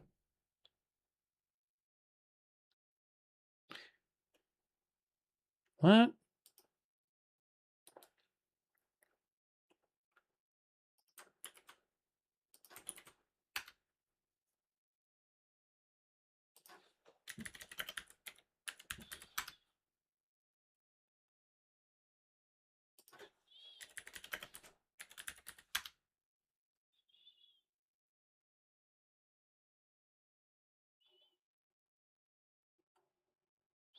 Yeah, there's not a lot of reporting on this. Bloomberg says that Iran is battling an oil spill off of Keshem Island.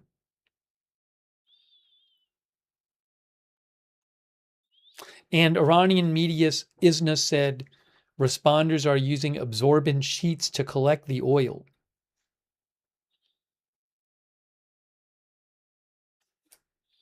There's not that much information in it. Something I'll keep an eye on.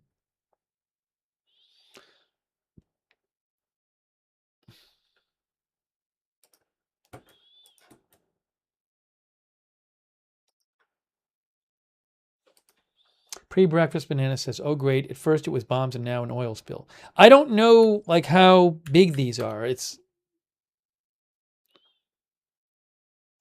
haven't seen that many reports on it.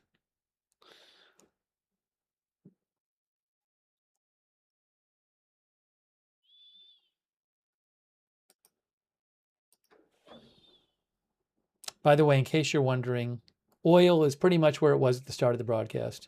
87 or so Brent crude.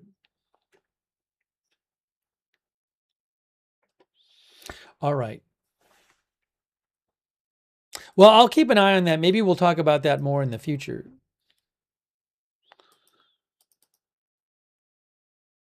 Jesse says, "Stave the fishes." Kinetic Pod says, "Spread the sheets." All right, I think we might be getting close to our time. Oh, Matt Talmer said this may be the report CENTCOM was referencing. Some person claimed online. Yeah, again, I don't know what this is. I don't know who this person is who posted this. Thank you, Matt, for sending me this. As I mentioned, CENTCOM posted something tonight denying that 7 people had killed themselves in a fight on the USS Abraham Lincoln. And I said, I have never heard such a report. I don't know where they're getting this report from. And then Matt Talmer sent me, someone had posted on X some claim about this. I've never heard of the person. And again, I follow a lot of news outlets. I haven't seen it in Iranian state media. I don't know who was reporting that that 7 sailors died in a brawl on the USS Abraham Lincoln, which just seems like a ridiculous story. So I wasn't aware of that, but thanks, Matt. Matt sent me somebody claiming that online. Wally says it's all over Facebook. Well, I look at a lot of different news sources and I've seen nothing about it. Anyways, hey, I really appreciate you guys being here. I think we're going to start wrapping this up. But thanks for joining the stream. Thanks for bearing with me as we jumped around from topic to topic. The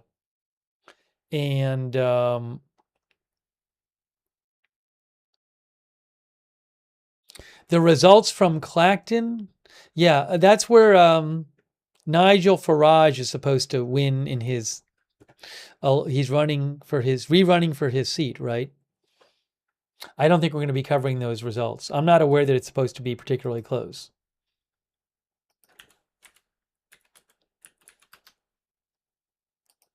Yes.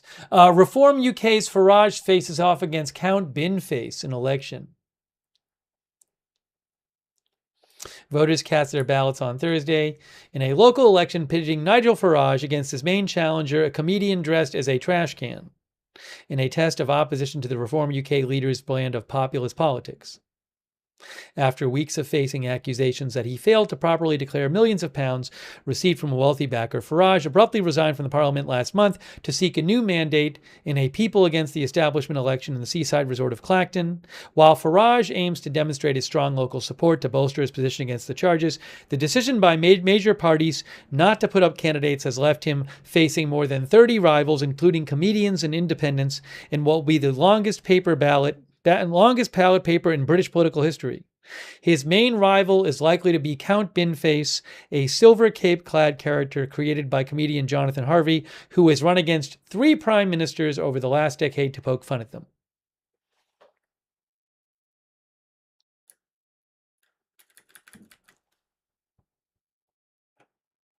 That is from Reuters.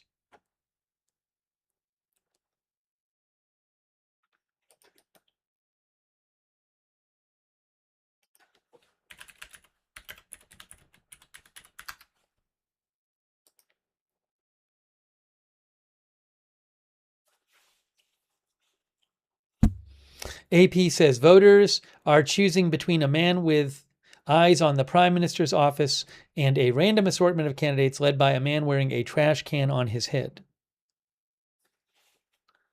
Political foes denounced his triggering this election. Again, he quit his seat. And then AP says he triggered the vote last month, Farage, when he quit his seat in the hope that it would put to bed questions about his finances and result in a resounding victory over his main political rivals. But his political foes described the move as a stunt and opted not to play ball. And now he's facing opponents like Count Binface. He is widely expected to win the race. AP says, but questions about the millions of pounds in donations that he received will persist.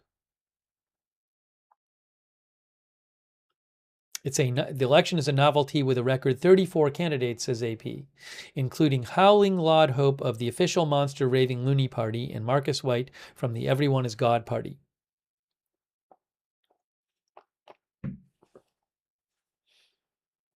Turnout is expected to be low. Thanks for mentioning it, though. Hey, thanks to Jesse James for sending a giving a gift membership. Hey, so I really appreciate you guys being here for our stream.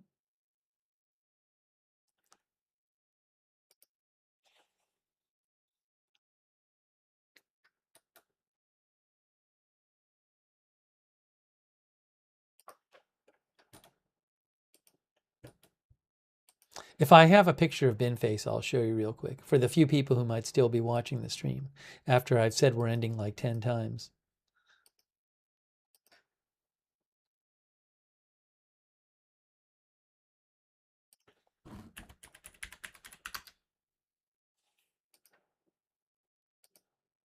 Hey, it's Count Binface. There's Count Binface right there. I got a picture of Count Binface.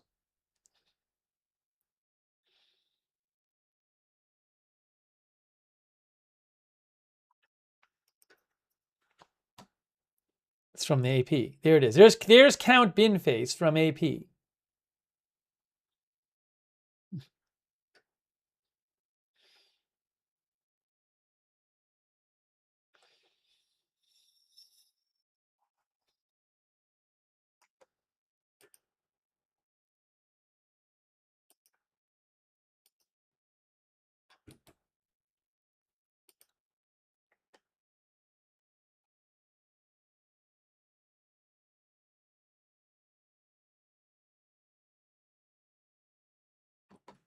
His face is a bin.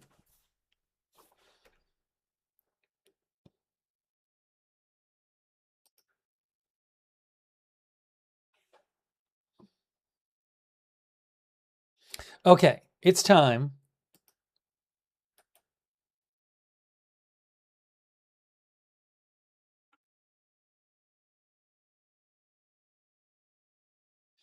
I really appreciate you joining us tonight. And I will keep an eye on the news. And if there's big news, we will come back on the air.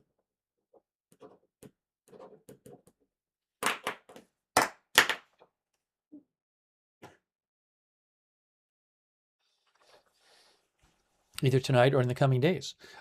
Hey, so this is Agenda Free TV. We cover all kinds of live breaking news without an agenda. If you'd like, you can subscribe, follow the channel, Agenda Free TV. Also, I would recommend turning on the notifications because you never know when big news is going to happen. We come right on the air. So if you want to get a notification whenever we're going live, we have our own notification system. It's free. It works really well. I'd suggest signing up for the free notifications so you don't miss a stream when we're covering breaking news and you know when we're on the air. But the way to do that is the mods will post a link with the free notifications link with the sign up that you can click on to sign up, or in the description of this video on YouTube and Facebook, there's the link to the notifications is there. So I would suggest doing that. I really appreciate all of you guys tuning in to watch, and also we did get to read a lot of comments tonight, which I did like. So I'm glad we got to a bunch of your comments, and thanks for letting me read your comments and sending in your comments and questions during the broadcast, and also everybody who participated in the chat. I will post updates about the news as I always do when I'm not on the air on my X account, which is @Lookner on X. You can follow me over there if you want, @Lookner.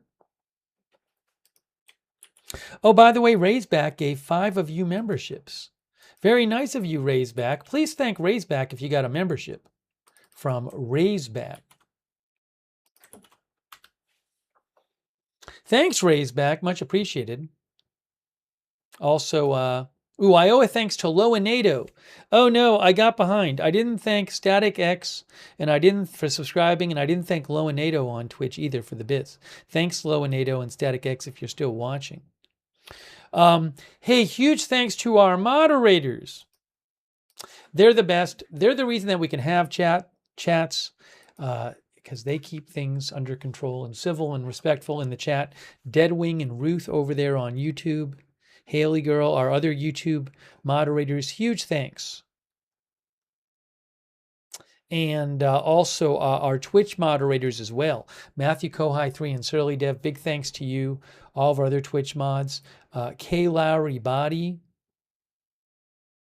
By the way, the poll ended up 71% on Facebook said that Iran and the U.S. will resume fighting during the war.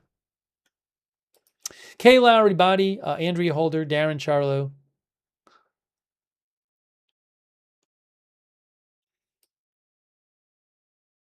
All moderating over there on Facebook and all of our other Facebook mods.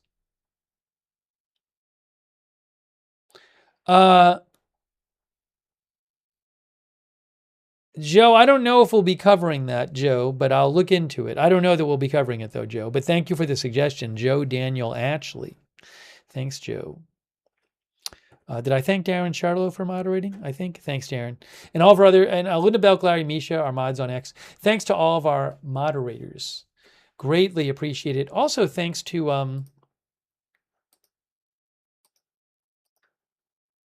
Sausage419 for your support. And everybody else who supported the channel tonight. So nice of you guys. Very kind of you. Van Dan and Bad Doge and everybody else who I thanked earlier. Really appreciated your support for the channel. That's what allows the channel to exist. So thank you so much. Very much appreciate your support. It's really nice of you guys. Thank you. Also, let's see. Another way to find out when we're live. If you're on X, I would follow us. If you want to find out when we're live, follow us on X at Agenda Free TV. I always post there before we go live. I post updates about the channel there at Agenda Free TV. You can also chat in our chat online where you can chat with other viewers for free. Our Discord chat, check it out, the Agenda Free TV Discord chat. It's the same link as the free notifications link to check out the chat. So check that out. Big thanks to our Discord moderators who moderated on Discord. Thank you so much. Also, if you're on YouTube, I would suggest that you turn the YouTube notifications on. Another way to find out when we're live. You never know. Stuff can just happen right away and you didn't know it was going to happen. And all of a sudden, we're on the air covering more breaking news. To get the YouTube notifications, you need to subscribe to the channel, then click on the bell here and choose all notifications. If you're already subscribed, make sure you click on the bell and choose all notifications.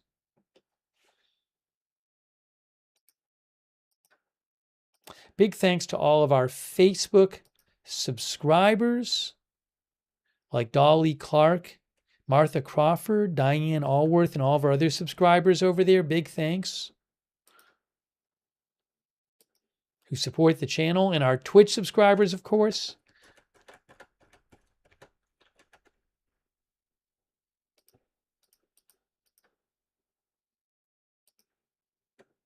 Aaron Weirdo, thank you, Aaron.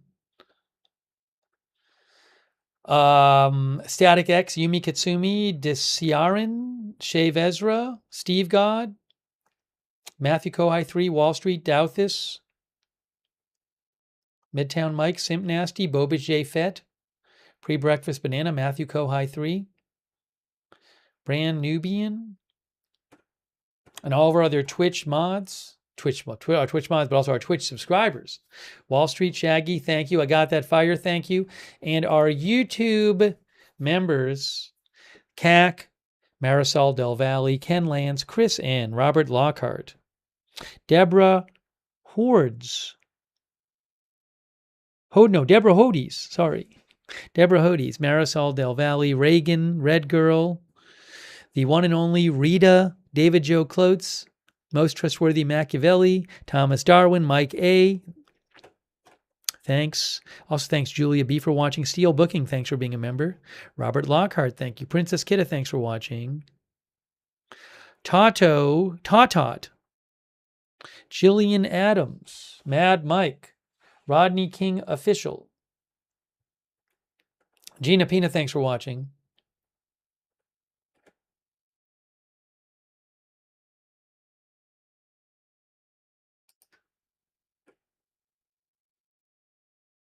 Jacques Hollander, thanks for watching.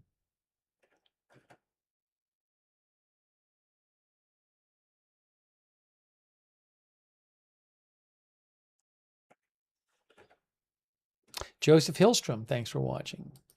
Manny H. Cabrera, thanks for watching. All right, we are going to wrap this up. Again, if there's huge news, I will keep an eye on things. I can come. Oh, hold on a moment. Hey, I just saw something. I just saw something right now. I saw something interesting right now. Where is this from? Olive posted this. Where is this?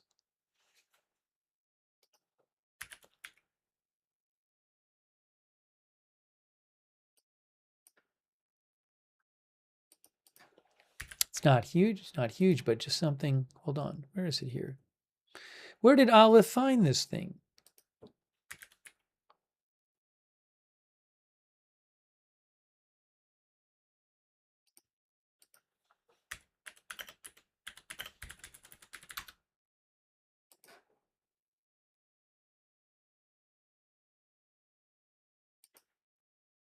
Oh, this was from before and I never saw it. This is really interesting. I never saw this.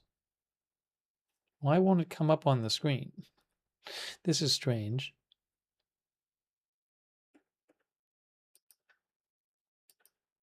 It's like, did they remove it? I hadn't seen this. 6 hours ago, UAE posted, UAE Ministry of Foreign Affairs, and they said UAE strongly condemns targeting of two, this is the Abu Dhabi National Oil Company vessels while transiting the Strait of Hormuz. I don't know if they were hit. Now, it says that was edited 7 hours ago. I never saw it, but nothing's coming up. Now, Olive, who I follow, posted what appears to be their original statement about this.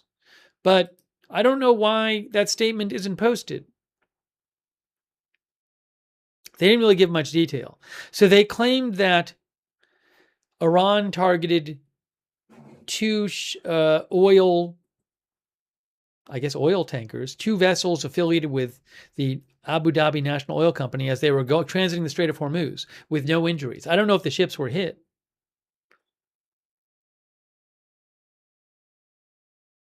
But again, it's weird because I go to the UAE Ministry of Foreign Affairs and there's nothing there. So I don't know what happened. See, why is there nothing here? And then I click on it and there's nothing there.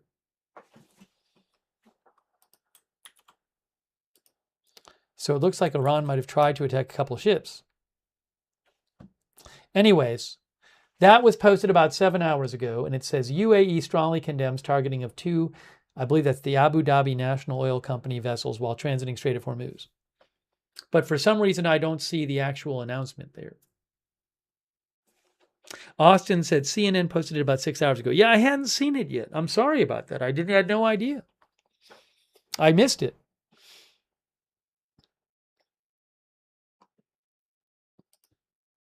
I follow them too.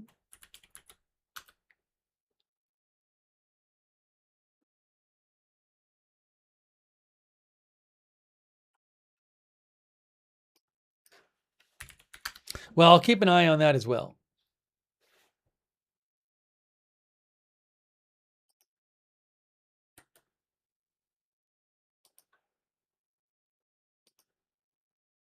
I found it in another post.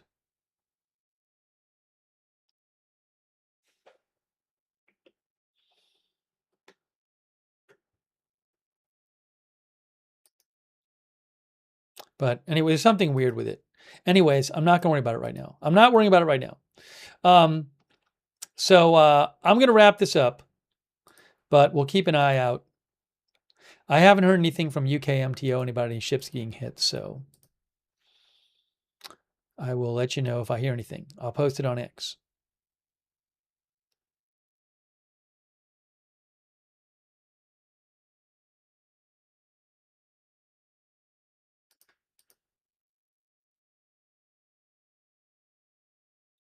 All right. So that is it for now. Hey, guys, thank you so much for joining the stream.